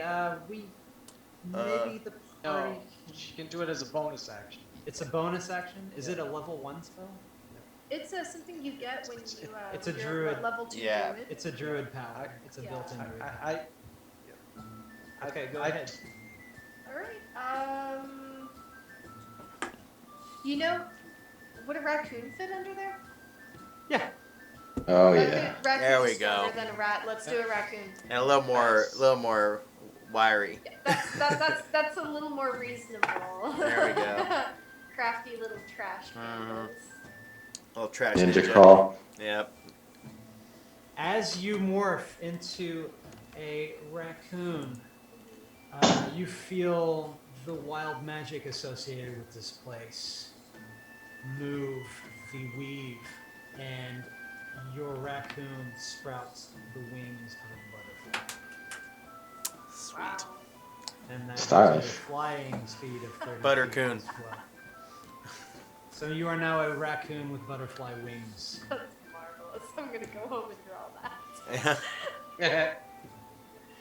Oh my heavens. Okay, you know what? Let's fly to the lever. You fly over the blades harmlessly and land polite on the lever. The weight of the journey seems as if you were floating in the ether, just poofed by the breezes coming in from the waterfall mist. And you make it to the lever side. Yay! Druids. Does my big raccoon butt knock Nice. the lever loose? Roll me a strength check as the raccoon. Nice. 16. You easily disengage the lever and the blades come to a stop. Sweet. I think I'm gonna remain as a raccoon with butterfly wings for a minute. I For sure just would. the sake of, yeah. I'm living my best life right now. That's right. That's right. Choices. That's all right. There is an oblong panhandle that juts off west from this room, from where the hazards were, and you see a corridor leading north. At this point, I would like to cast Disguise Self. What do you Because I'm tired of turning corners and getting shot at. disguise Yeah. self? Yes. All right. Oh, wait. What do you disguise? Oh, wait. Never mind, because I can't make myself too small, right? I'm trying to How small can you get with Disguise Self? You can go down one size or up one size, so you can get down to small. Okay. I will turn into a gnome. The Love wild it. magic. The wild magic goes off again. Oh, great. Hell yeah. Here we go. And it causes the dwarf to levitate 5 feet off the ground. What incarnation? We're Woman, help me! I I, don't. What are you doing to me, lad?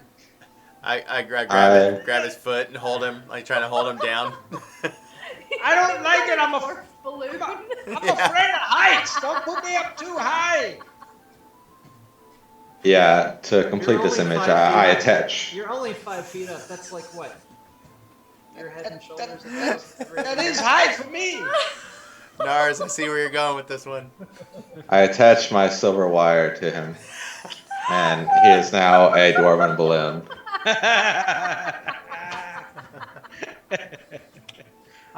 You could act like I'm your prisoner. Where you're a gnome. So Nars now looks like a gnome, holding a silver cord with a dwarf floating on the end of it. This is A entertaining. dwarven balloon. You have a ranger accompanied by a gnome with a dwarven balloon and a raccoon with butterfly wings. They're definitely not gonna run now. What would you like to do next?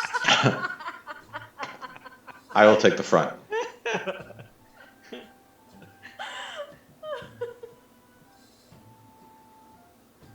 So you're headed north.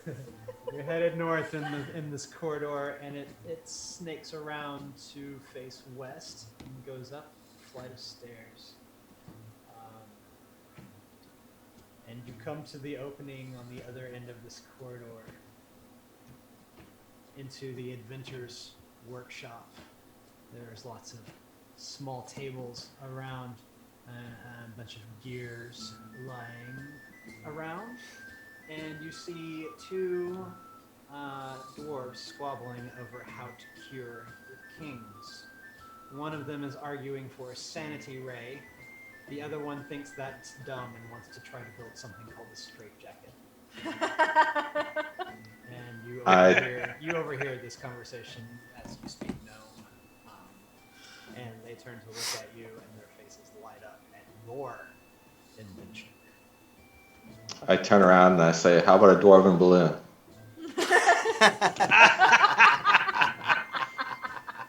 It's a talking dwarven balloon, by the way. These are Fibble, Stib, and Dabbledob, the inventors which you were directed towards in the kitchen. Here we are. Their clutter, most of it serves no purpose, and there's a 10-foot high ledge that overlooks the room, set with a wooden pedestal on which sits a leather-bound book. I say, "I have come to speak with your king. Is all right here?" They quickly start squabbling in Gnome, and they come back to you and they say that, stranger, they don't recognize you, so they believe that you're from one of their mountain clans to the east. That's just the assumption they make, and they treat you as such. And they tell you that their king, one of their kings, has gone insane.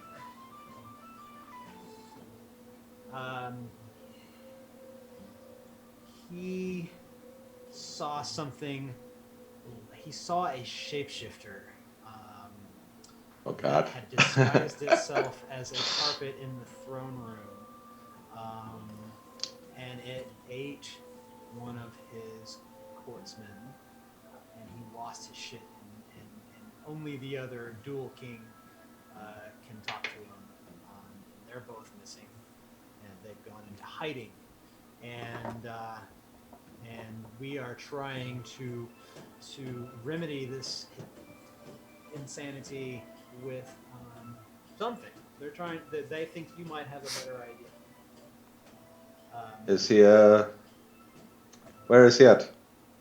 Who? The king. They are in The hiding. kings. Nobody knows.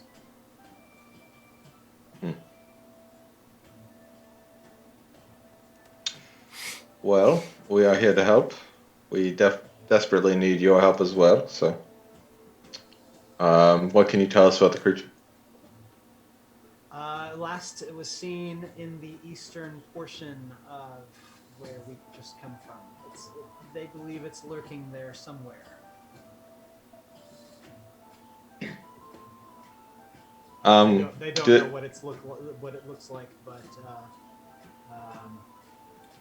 whatever it was last certainly is not in the same shape now. I would relay this to the party too.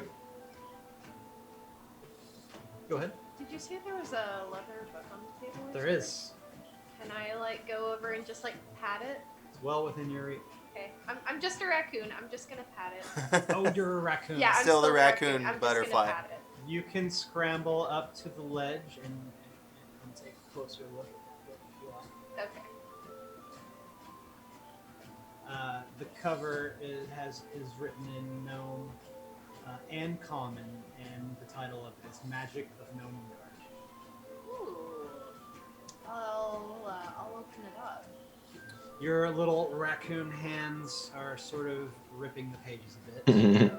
But as you flip through it, you can see that there are spells: Burning Hands, Detect Magic, Identify Mage Armor, Magic Shield, and Save. Cool. It's a wizard's book.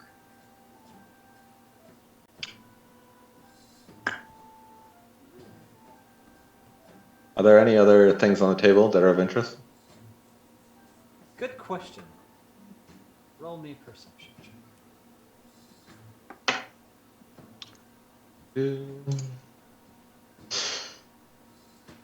16.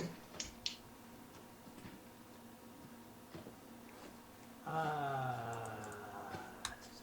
think I've gone over all of this. You see a lot of clutter and half-invented things that serve no purpose.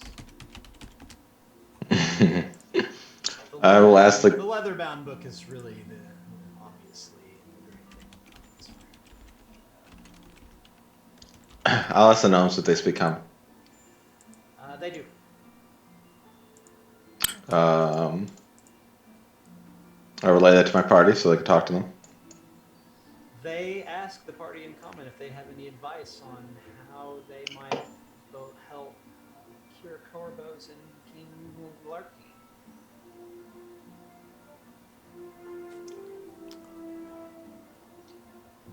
They tell you that Kurbos has retreated with the other king. They don't know where they are. They're hiding from the shapeshifter or somewhere. So both kings are hiding. One king is gone insane after seeing the mimic attack a friend, and he has retreated with the other king to safety. He thinks that he's starving and won't let the king live. Sort of the same sort of madness we may have seen in the crossbow contraption. So you think since this shapeshifter come along, things have gone different around here? Oh yeah, yes. Ever since the shapeshifter showed up, things are not well in Nomengard. Perhaps if you killed it, their sanity might be restored. I didn't think of that before, but You didn't think of killing it? well, none of us can kill the mimic, so it did not cross our mind. Understood. The mimic. Shapeshifter. What can you tell us about this Shapeshifter. creature? Shapeshifter. Shapeshifter. It changes shape. It changes its shape? So the problem is we might not No. know where to find You it. guys are fairly certain what they're describing as under. Yeah. I'll just- Okay, yeah. It could be terribly hard to find. What magic exists to expose such things? Half the book really hard. Can, Attention. I Like, hey, Can right I- here. I think that coon over there is trying to tell us something. I grabbed the book. I paged through it. You might see some spells that you can use. I don't know how the Artificer gathers spells. I'm sorry, I can't. You There. can take some wizard spells. They're Artificer spells, but I think you can probably cast some of those. But I'm not sure how you add it to your collection of spells. I will pocket the book for now. And then I will. How much do I know personally about mimics or shapeshifters? Like, can they turn into humans? Is it only objects? You know that they skew towards shifting into inanimate objects. Mimics of this type really can't mimic a living being. And It would be a piece of furniture. Sometimes they become a door. yeah, and They trick you. They trick their prey as by becoming something non-assuming. yeah, And you get close, and they spring.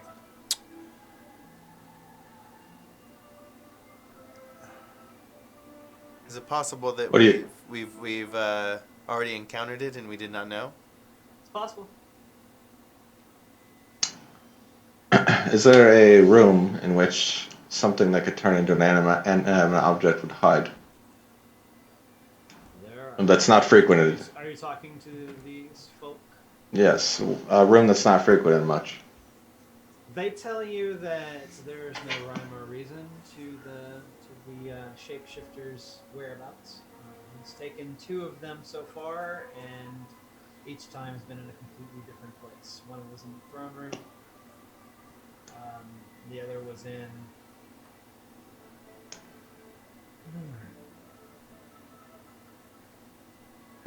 And where? Another room. Another room. He's not sure which one. You have any ideas, Myra? Short of walking in each room and swinging wildly, I'm at a loss. This is not my expertise. Would detect magic pick up on it?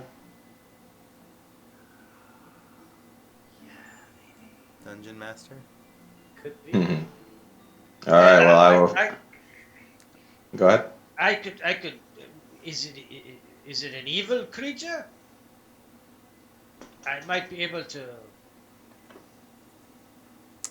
detect it if it's evil. Maybe the combination of both would be See. able to detect it. Maybe with the help. Help. Uh, So roll if you want. Get somebody can give the help action. Yeah. I'll let you roll Arcana with advantage for what exactly? Sorry. for the location of the map. I actually would like to sit down, put on my reading glasses, and begin to ritual cast Detect Magic. How long does that take? I believe didn't say in D&D Beyond because I don't know why it would. You wouldn't need that information. Yeah. I believe it's 10 minutes to cast it, but I could be wrong. Yeah, I don't think it's like not like a half day or anything. So. Yeah, I think that the longest ritual I've seen was like an hour. Yeah. Yeah, I want to say 10 minutes, but it doesn't say in D&D Beyond. We'll go with 10 minutes. Everybody make yourselves comfortable while we do a ritual. While we're waiting, I just kind of want to. I'm actually looking around here because sometimes hiding in plain sight is opportune. So I'm evaluating the things that are in like right in front of us, like and even more so like around the inventors and stuff like that. There was a lot of you had mentioned there was a lot of like objects that were down there that were just random, so to say. So I'm really just trying to focus in on that. So as a raccoon, can I like smell around, see if I smell anything? Yeah. Yes, Yes, Yeah. you can. Right. And you Hell yeah. smell nothing out of the ordinary. You can, and you smell between nothing. Myrin's sharp eyes and the raccoon's sharp sense of smell, we can deduce that the creature is not. The current space, yeah. Okay. It was needed. I flap my butterfly wings. I give you like a little raccoon like high five for our work. So let's have one of you roll Arcana to see. That will not be me. Not me either. I can roll. What is the paladin feature that allows that detection? Oh, Is that it's divine sense. divine sense. Yeah. Is that the one we want to do, or do we want to cast this? I am up. Your Mason's gonna do the detect magic, and I'll do the divine sense. What's the range on detect magic? It is 30 feet around me. Can't go through stone. And how long does it last? It'll last up to 10 minutes, so you have to go through it quick. Yeah, you'll have to go through some rooms and But I can ritual cast it every go 10 ahead minutes. and So. ritual cast that, and we'll say that if you come in within range of the creature, you'll find it. Okay. So I push my reading glasses all the way up to my eyes, and you can see that my eyes kind of illuminate a bit as I stand on my feet. And the dwarf is going to detect. Detect Divine sense. Detect divine magic? sense. Yep. Okay. Detect evil, Okay. good and evil. At 60 feet. Oh gosh, between the two, man. Between the two, you're bound to find it. Still sniffing. Yeah, and sniffing and my sight. Come on. It's not right. in this. Yeah. room. I'm looking. And butterfly wings. It's not in Yup. this. Come it's not in on. this room. Does wild magic take effect if we cast both these spells? Hell yes, it does. Yay. I think. Definitely gotta move through the rooms quickly. So we Yeah, we're gonna head east because that's where he said they saw him last. Yeah. The wild magic has no effect. Damn. I wanted wings. So you're headed back. You're headed back east. You move- Yes, we had. You Yeah, move that's back the way you came, across the bridge. Well, that's where they said they saw him last, right? Everything is uneventful as you guys cross the bridge. You come back into the guard post where the dwarves had run away, and you are faced with two doorways to the east and one to the north. Okay. And you can see on the map that the two to the east just come around in a circle. We would detect it if it was in this room, right? You would. So we move on to the northern room. You move north. You come to the T in that juncture in the hallways. There's right or left, east or west. We pick up anything or no? What's the range again? 30 feet for you? 30 feet. 30 feet for the detect magic, 60 feet for the detect evil.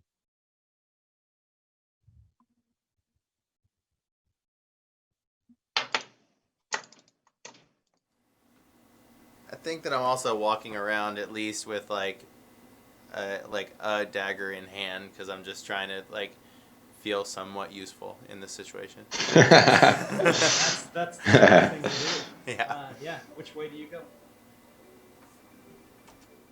Did we ever check the room to the east, or You did I not don't go remember. in there. Okay, we will just walk in the entryway because it doesn't look too big. As you approach, I assume the dwarf is in front. Yes. Yes, definitely. You start to your divine sense starts to ping. Okay. I head closer to where it's pinging.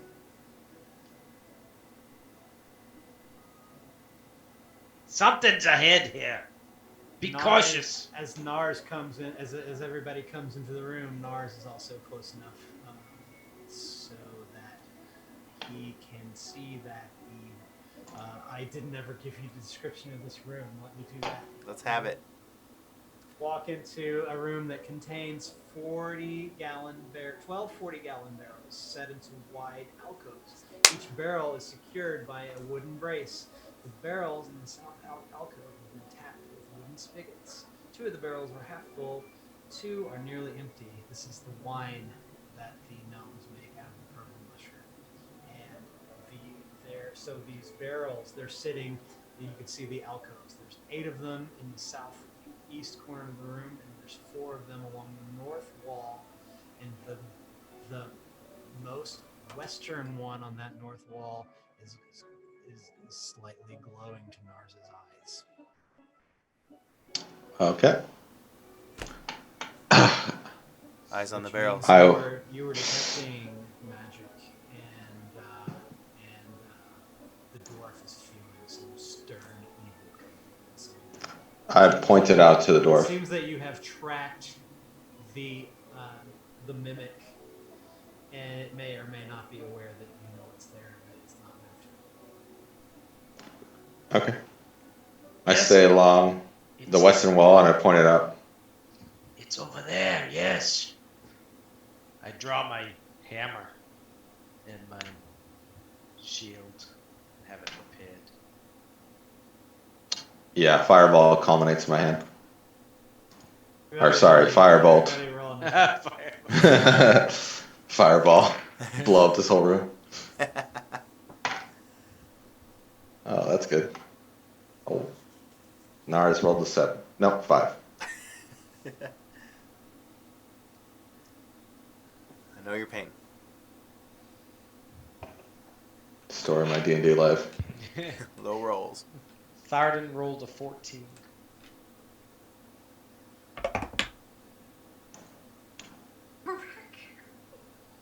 You're still a raccoon. Yeah. Let's get those beast block stats out.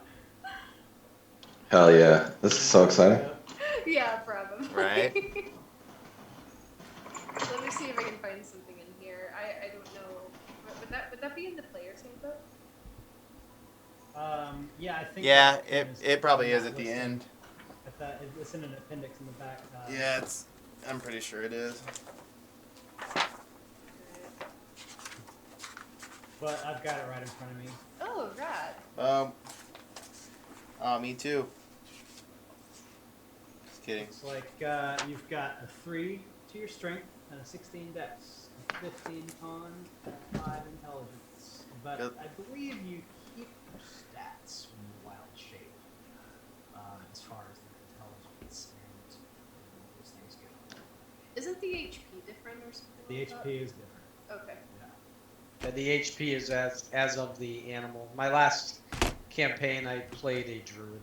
So So just to clarify, when the creature dies per se, is that just that HP or does that apply to my character's HP? Goes if into you your HP. lose all hit points as the creature, you will revert back to your normal form, and you'll have Yeah. all your normal hit points at that time. Okay. I believe that's how that works. I wasn't sure. I thought I'd ask. Well, you're just flitting about the room, right? You're flying, I assume. You're flitting around in your wings. And hissing like raccoons do. Like, you want me And- to into your trash? I'll get into your trash. Can Willow have a legendary action to throw trash at the monster? Yeah. Yes! Can I, like, keep this wild shape? Like, this is something I can do later. Like I need this back.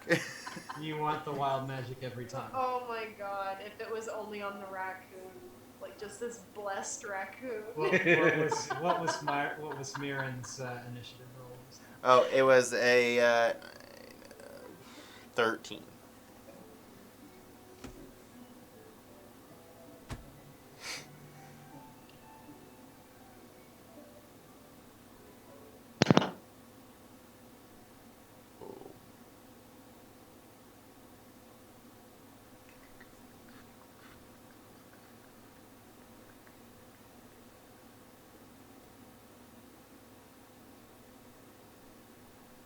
It knows you're there. It's seen you readying your weapons, and it is looking like a wine barrel. Ah, knew it. Felt it. Thardin, you're up. Drunk ass. I move towards the.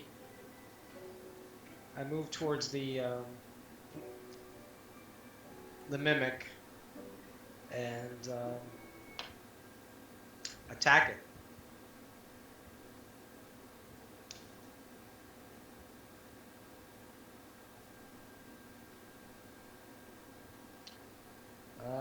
A 9, I imagine will miss. What were you attacking the mimic with? My warhammer. Your warhammer two-handed? With my shield. You got your shield up, one-handed warhammer strike. You bring that warhammer down into the barrel next to the mimic, and it spews purple wine. Ah, what a waste of wine. That is your turn. As a bonus action, I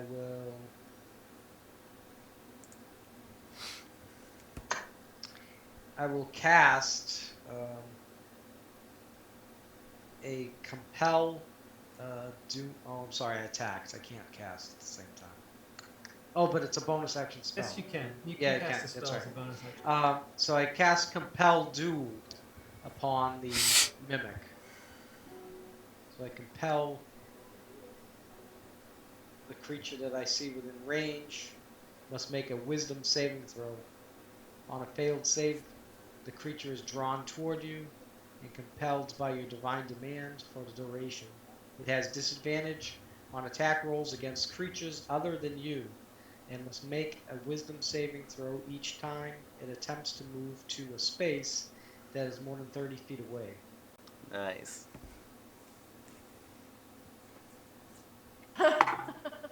He fails your con save, or I'm sorry, your wisdom saves.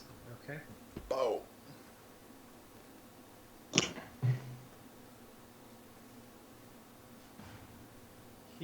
The mimic, since you're right next to it, does not move, but it does sort of shift with the top of the wine barrel opening and toothy maw. It's got its whatever it has for eyes at this point locked on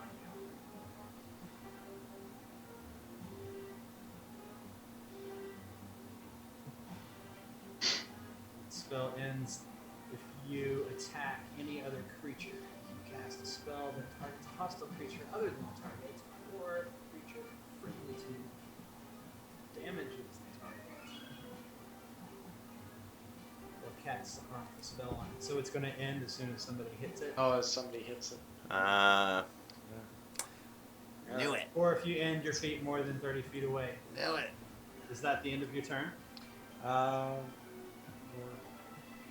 thing is compelled to duel you until anybody else down. Okay. Yeah, I should have waited on that one. We're still rookies. That's Yeah. okay. Level I'm 1. done. I'm You're done. level 2, actually. Level Level 2. two. Can't use the level 1 excuse anymore. Is that the end of your turn, Thardin? That is the end of the turn. Myrin's up next. What do you do? I'd actually wanted. Oh, this is so difficult because of this newfound discovery of. But I would know this. You wouldn't you just fucking hit the thing. I would. Oh, wait. I mean, it's visible at this point, right? I forgot. He just cast a level 1 spell. Yeah. Wild magic. Nothing happens. Nothing happens. Damn. Wild magic. Nothing happens. Uneventful. I wanted to get my wings. Uneventful magic. You would have had the dwarf flying with his wings. Right. You are still floating, by the way. Okay. You're just floating through on a Can I hold silver the string. dwarf balloon now? You may, on your turn, you may take the dwarf We need balloon. a raccoon butterfly holding a floating dwarf. I What am has God. happened? Fear me. This is Dungeons and Dragons. I would go for. I'm gonna use 2-weapon fighting to do just kind of like a bonus action, but more swiftly, like pop pop, toss at him, and see what kind of damage I can. Go pull. ahead and roll those 2 attacks. Yeah. Ooh. I gotta reroll one.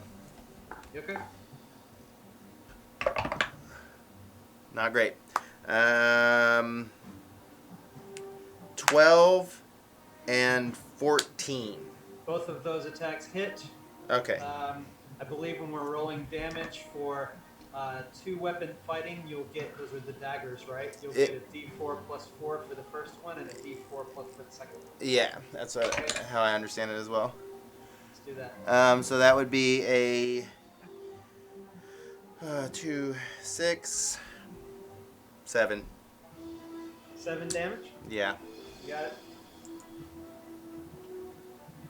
And would you like to do anything else on your turn? As I was just kind of like strafing in this action, so I'm just Yep. I'm just moving kind of parallel to where I was, and I'm just keeping my distance from the mimic. Well, if you're 5 feet to hit with the were those thrown daggers? Thrown. Yeah. Okay. Those were thrown. Got it. Yep. Yep. So they're both sticking out of the barrel. Yes. Okay. And yeah, like I said, I'm just moving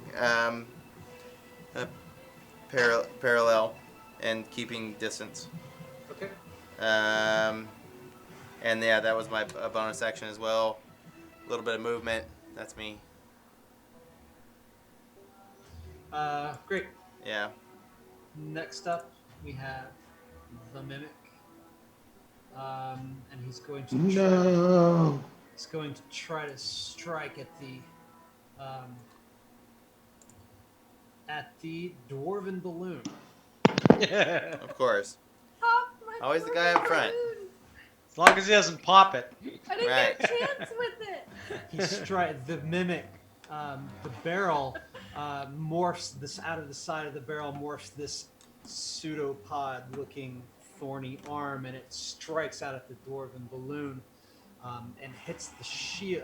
You have your shield out. Have my shield up? Yep. It hits the shield and it like hits the balloon as if a small child hit a balloon that came bouncing back, and no damage is taken. by Nice. Paladin. Ah! And with that, the mimic will end its turn as it cannot do anything else. And we have Willow up next. What do you do? All right. So it's still over by the other windows, isn't it? It hasn't moved. Okay. It isn't. You guys are crowding it in the northwest corner of the room. All right. Are there barrels behind it? There are.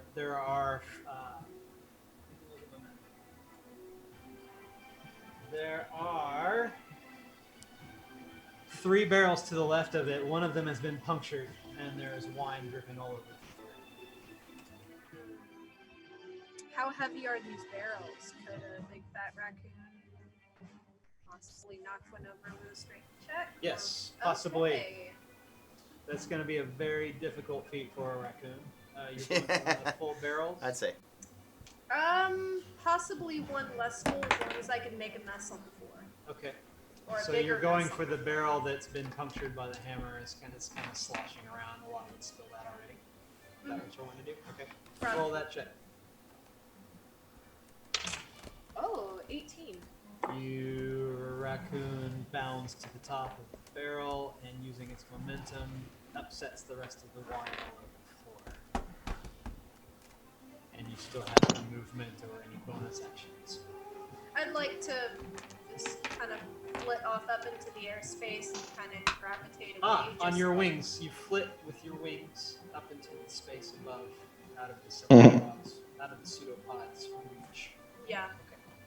Kind of back a little ways towards the party, however much movement I had left. Okay. You have a 30-foot flying speed, so you can. This is not a very big room, so you can do 2 laps around it if you want. Oh, Jesus, yeah, that's unnecessary. I'll just go back to it. Okay. Next up, we have Nars. All right, so he's in the northwest corner. Yes. I will head to the southeast corner, and I will Down in the alcove or the southeast corner.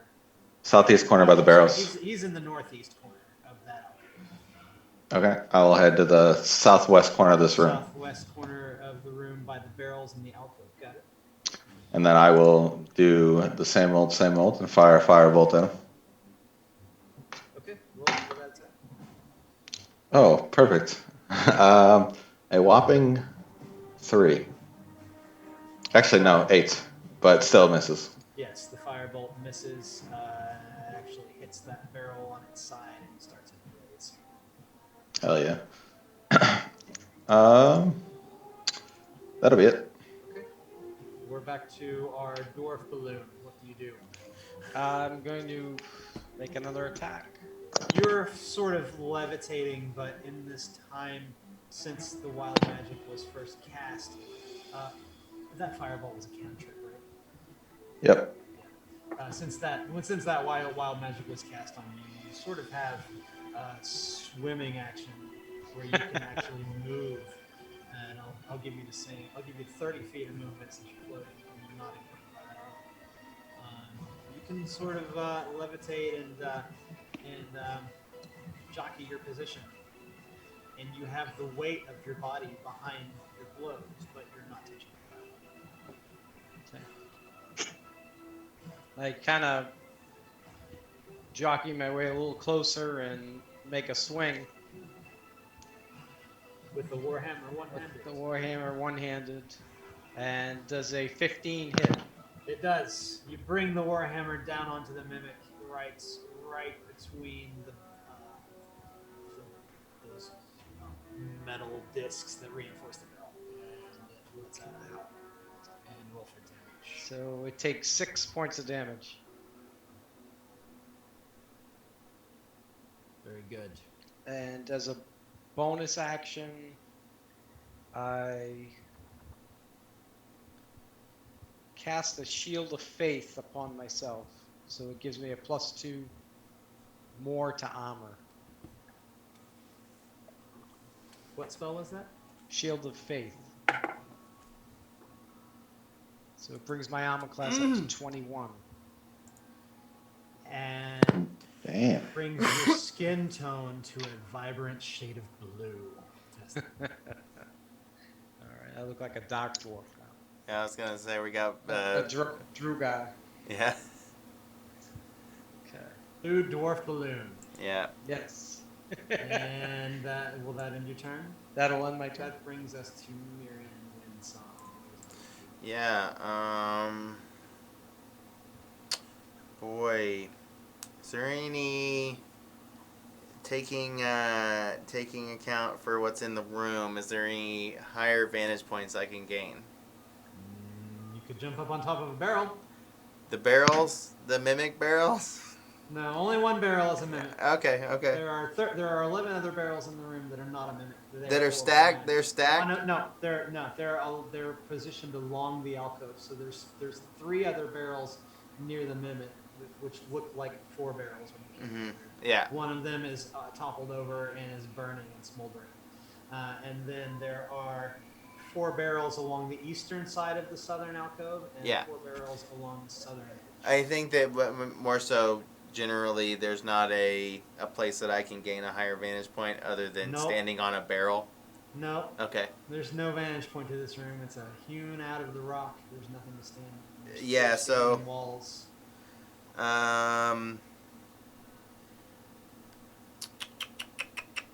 Yeah. I mean, I'm archer at this point because I have nothing else on me to engage with. What's my distance from this mimic right now? It's 35 feet. Okay. That's 35 feet if you move to the southern wall and fire north. Yeah.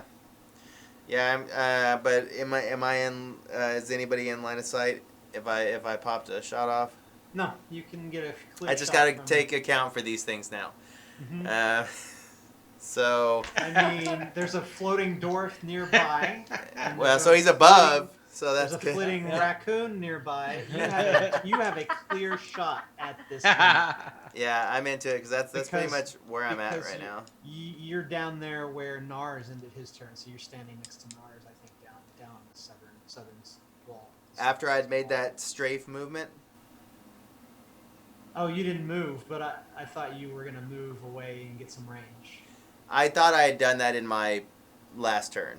Okay, I we'll thought say that. I just thought I had. That's fine. I just misunderstood. Okay. I heard you strafe, but I kind of thought you would. Yeah, so I would strafe just off the east. assume that I would have some movement after this. That's Alright. just where I'm at. Okay, yeah, that's fine. You got all your movement. You're standing near Nars on the western corner of that alcove, and But you've got again, about- I'm just you've got trying. about 40 feet of range Yeah. between you and the other side of the room. Yeah, so being that is in actual natural range of a firing arrow shot, then I would like to take that. Rolled With your short bow. with my short bow. Yep. Go ahead. Rolled a. That's actually. It's 27 to hit. Your arrow strikes the mimic right in the fucking kisser. Right, and then that would be 9 damage from the arrow. It lets out a mournful howl. As I'm feeling more and more confident with my archery skills, leveling up does help. Uh-huh. It in fact does help. And so, yeah, and I actually in that same motion, I'm just readying another arrow because that's where I'm at right now, and I'm just keeping a distance, and I'm just ready for my next shot. So that's where I'm at. You want to end your turn there. Yeah, I don't. Yeah. Archer me this, archer me that. Got it. So we'll end Myrin's turn, and that brings us to the Mimic's turn. And Since I didn't do too much in my turn, actually, can I just take some kind of account of its condition? Can I tell any of that? roll me a perception. 8. The mimic still looks like a barrel with a couple of daggers sticking out of it. And Visibly, are we seeing any like, like? Yeah, it's Okay, all right, thrashing around. I just want to make sure. Its maw is exposed. It's the top It's of the barrel. mawing. It's toothy and it's fucking pissed. That's Okay. what you discern All from right. your roll. It's fucking pissed and it's got pseudopods on either side that are coming out of that fucking thing, and it will reach the dwarf with one of them. Really? Okay, got it. Yep. And it misses because the dwarf floats easily out of range. Just like a float dodge. It's like it tried to lash out at the balloon, and it just patted the balloon, and the balloon harmlessly. But I bounced back and I hit it back. It's literally like trying to punch a balloon. Like the Rick, what's the schoolyard ball game? Tetherball. Tetherball. Wow. That brings us to Willow's turn. We've got a raccoon flitting around. Oh boy, guys. Alright, is there any just like miscellaneous trash or like small stones lying? Oh And yes. of course, you're looking for trash. There are fragments of this barrel that are breaking apart. Are there any within reach that aren't immediately in front of the mimic? No, they're all within 5 feet on the floor by the mimic as you flit around the ceiling on your butterfly wings. Wah, wah. All right. What about? Is there a chandelier? What's lighting up this room? There are some lanterns on these little pulley devices. There's one on each wall. So They're up high. Do these lanterns come off the wall? Yes, Can they are attached to the ceiling with the pulley devices that the gnomes evidently use to bring them down and fill them with oil. So are they like? Could I easily remove one as a raccoon? As a raccoon, make a strength check. I'm sorry, I keep hitting my thing. 14. 14. You move one of the lanterns on its rope and pulley with your little raccoon hands. So is it in my hands? Is it fire? Throw it? Oh, you want to actually take the wick out, the fire part of the lantern. I'm not sure quite what kind of lantern it is. It's I an wasn't oil sure if it lantern. was like a whole casing because I was just Yeah. gonna rip a lantern off the wall and throw it. It's basically it's a little bronze housing that dangles by a rope that's connected to a pulley mechanism so they can get it down. And inside it is a reservoir of oil and a wick. So could I take the reservoir and throw it? Like, is there any part of this that I can just like rip off the ceiling and heave at this thing? You can. The reservoir is actually loose inside. You can pick it up with your little raccoon hands and throw it with the oil inside it.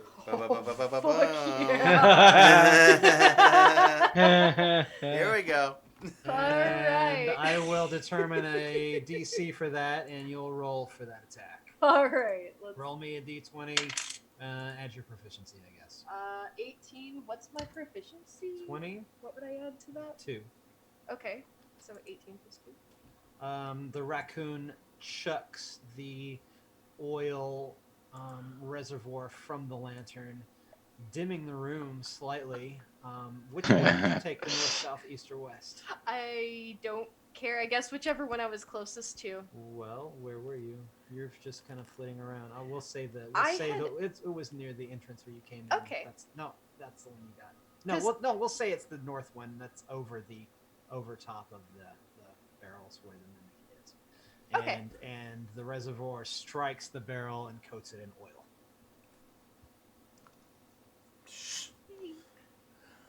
Nice. And Arson raccoon. Right. Sure. Did it take any damage, or is it just it really took no annoyed? damage, but it is But- coated in oil. It Yes. was just Now Flammable you oil. know? we just need one more part of the equation. Light it up. Nars. And that brings us to Nars' turn. All right. Fire begins calming in my hand, and I fire out again at it, Yeah. preferably to hit the oil. Here we Oh, go. that's not bad at all. Actually, 20. Yeah. Natural. Not now. No, 15 plus to hit. Take it. Take it. That's a. Got it. Roll. Go Nice. ahead and roll damage. Oh, 8. Plus oil damage? Question mark. Some kind of burning. Some kind of burning. The firebolt strikes the mimic in its mouth and ignites the oil around it. I'm gonna give you 8 times 3 damage for that oil burning on 2. So that thing is gonna take 24 points of fire damage. This is the best raccoon ever. Yes. Butterfly wings And- throws oil lamps at mimics. Yeah.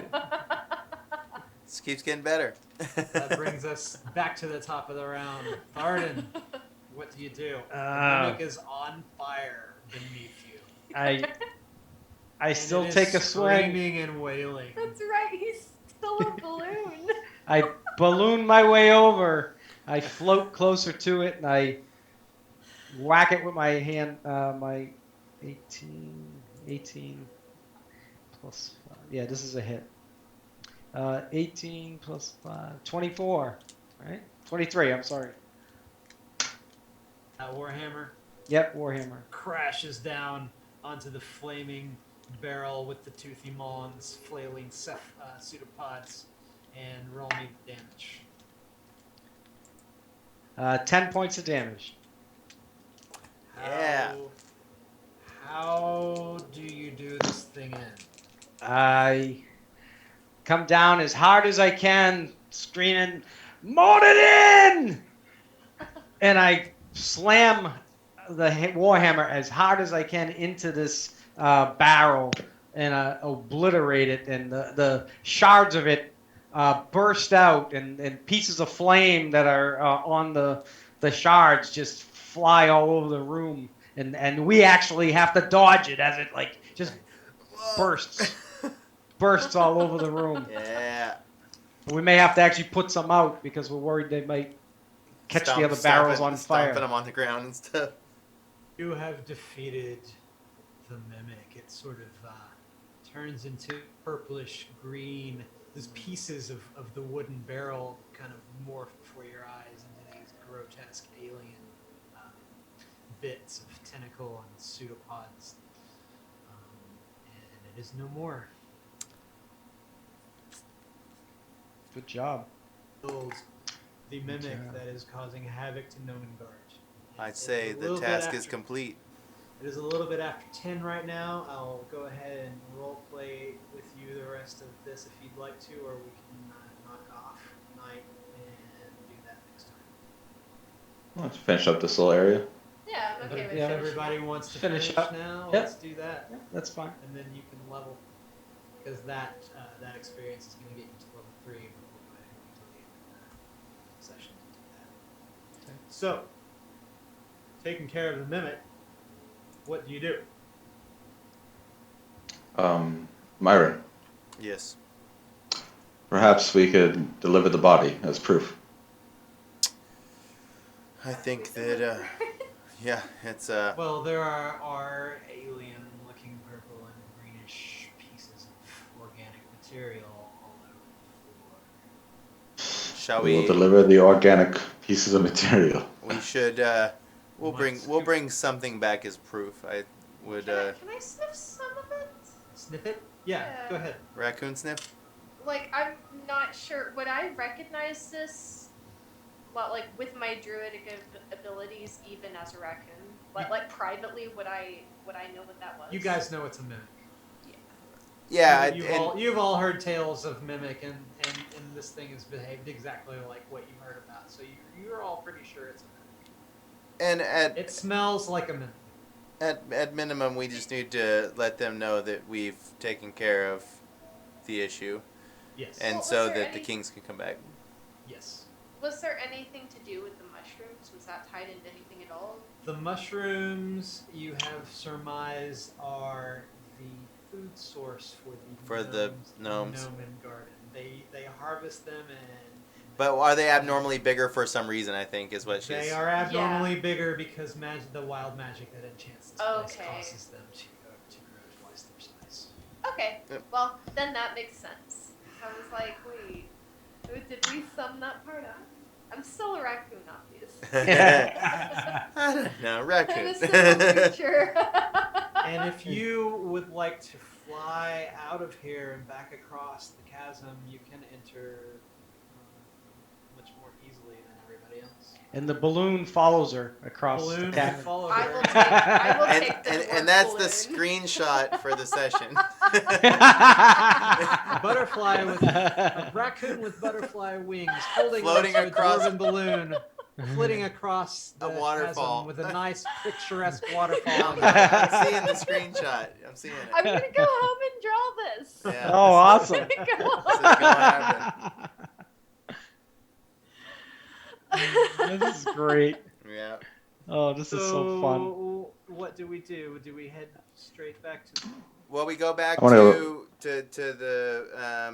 the two gnomes. Tinkers. Yeah. The ones that can speak common. And You go back the way you came. We won't. Okay. We won't Yeah. roleplay actually the journey because you've made it twice now. And you know Yeah. your way. Some of you are flying So across the did bridge we instead. gather any of what was left of this creature? Did like you? did anyone have like a jar? we just grabbed or- like a piece of it. Somebody I took a sample of the. I of the I remains. would have retrieved my daggers, and on that, I mean, I could have like scooped up. I don't know, like. Okay, because I mean, like, at this point, I'm a raccoon. I dig through trash. I don't give a fuck what I'm touching. I'll carry the trash. Like, it doesn't matter to me. And we're just trying to show them some proof that you don't have to worry of this this mimic any longer, and you can call your kings back. So you make it back to the.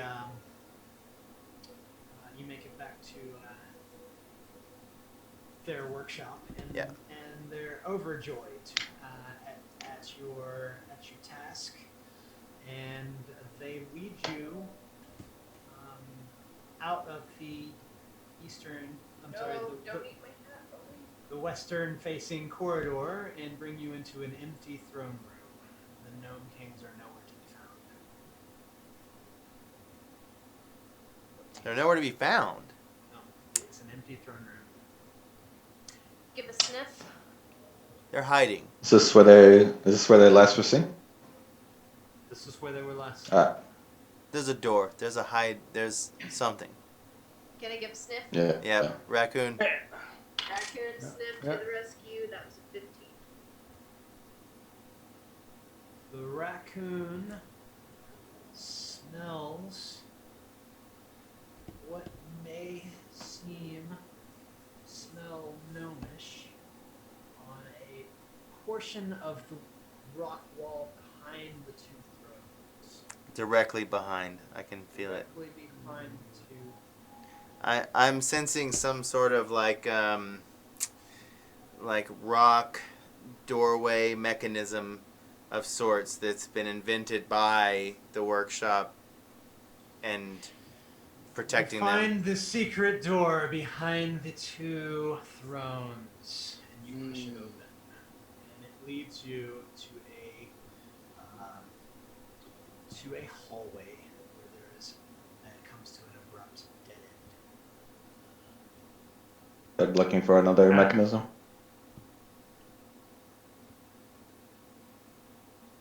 Are we? Thardin using his Masonic skills, his Mason skills. Yeah. He There we go. feels along. Easily. He starts feeling along the stone wall to see if there's another mechanism that would open. He easily finds a door and pushes through it. Okay. Which brings you the party, and it's between.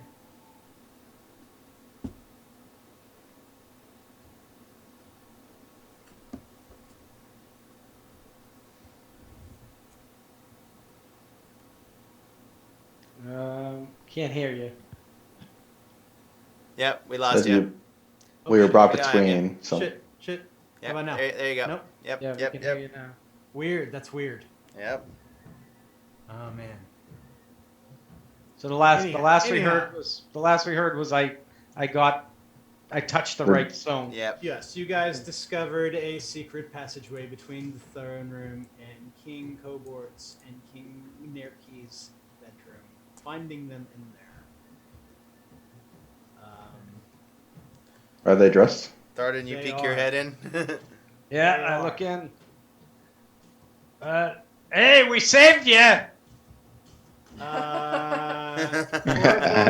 King Corbos looks at the party. He's the insane one. You can come King- out. King Nerke asks who you are and what you've been doing in there. We are emissaries from Fandalen. And warns you that What? there is a shape changer in their midst. That's how they're Audible laugh. Yes, we are emissaries from Fandalen, and we have solved your shapeshifter mystery. No, get right out of town. He says. Oh, we are very much in town. And then I will Shapeshifter. gesture for Myrin to throw down the goop. Oh yeah, and I just like from my daggers, I just like slap it down on the ground in front of them. And Here's your mimic. As the ranger throws the fleshy, organic, bloody, oozy material onto the king's best rug, Corbos seems to snap back to reality, realizing the danger has been mitigated and neutralized. He seems to have regained his composure right before your eyes. Wow.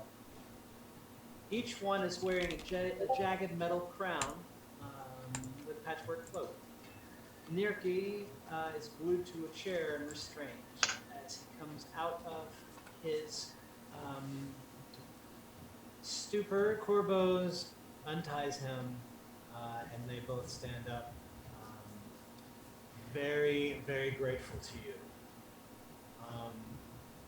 Nirki goes to his bed and retrieves an unlocked chest underneath it, opens it up to you.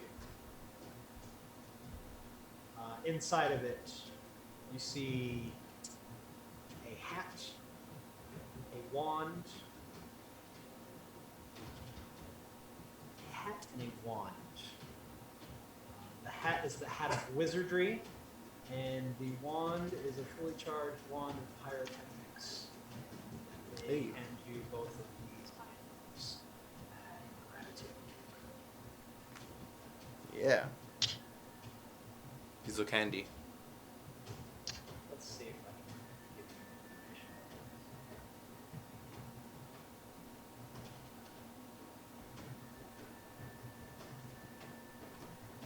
the information. I'm just gonna copy and paste some shit to the chat.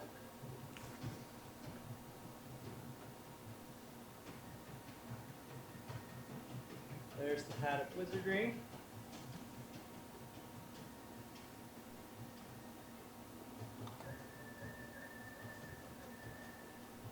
There's the wand of pyrotechnics.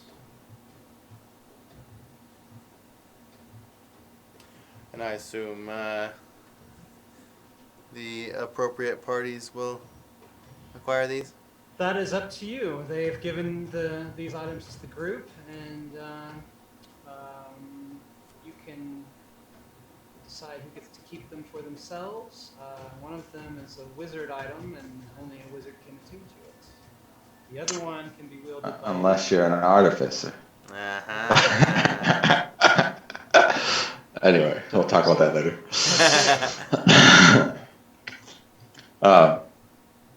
Go ahead. Someone's gonna say something. Yeah, I was gonna say, why doesn't the artificer take the hat, and maybe the druid takes the wand? Yeah. Fine with me. But that's up to you guys. I do have one thing I want to talk to the king about too. Okay, the king is at your pleasure. King Narkle. Yes. I I'm here on important business, and it's related to Phandalin. There's been recent sightings of a dragon in the area, and we are far beyond worried that the dragon might swoop down to Phandalin and cause some trouble. I ask on your people, and maybe on your behalf, that you send aid when the time comes to fight the dragon. The king has heard your plea. We cannot suffer any more of our ranks, and we are not good at fighting dragons anyhow. However, we have some more treasure which might help you aid your quest. He's saying to everybody in common, and it would be located down the hall to the treasury. I will escort you there myself. And with that, he unlocks the key, the door, the main entrance to their bedroom, not the secret one that you came through. Yeah. But he unlocks the main entrance and takes you down a series of corridors to the south into the treasury room, where he pulls out 2 of their magic items that they have just finished working on and testing, and assures you that they both work as they're supposed to. And he gives you a clockwork amulet and a pole of collapsing.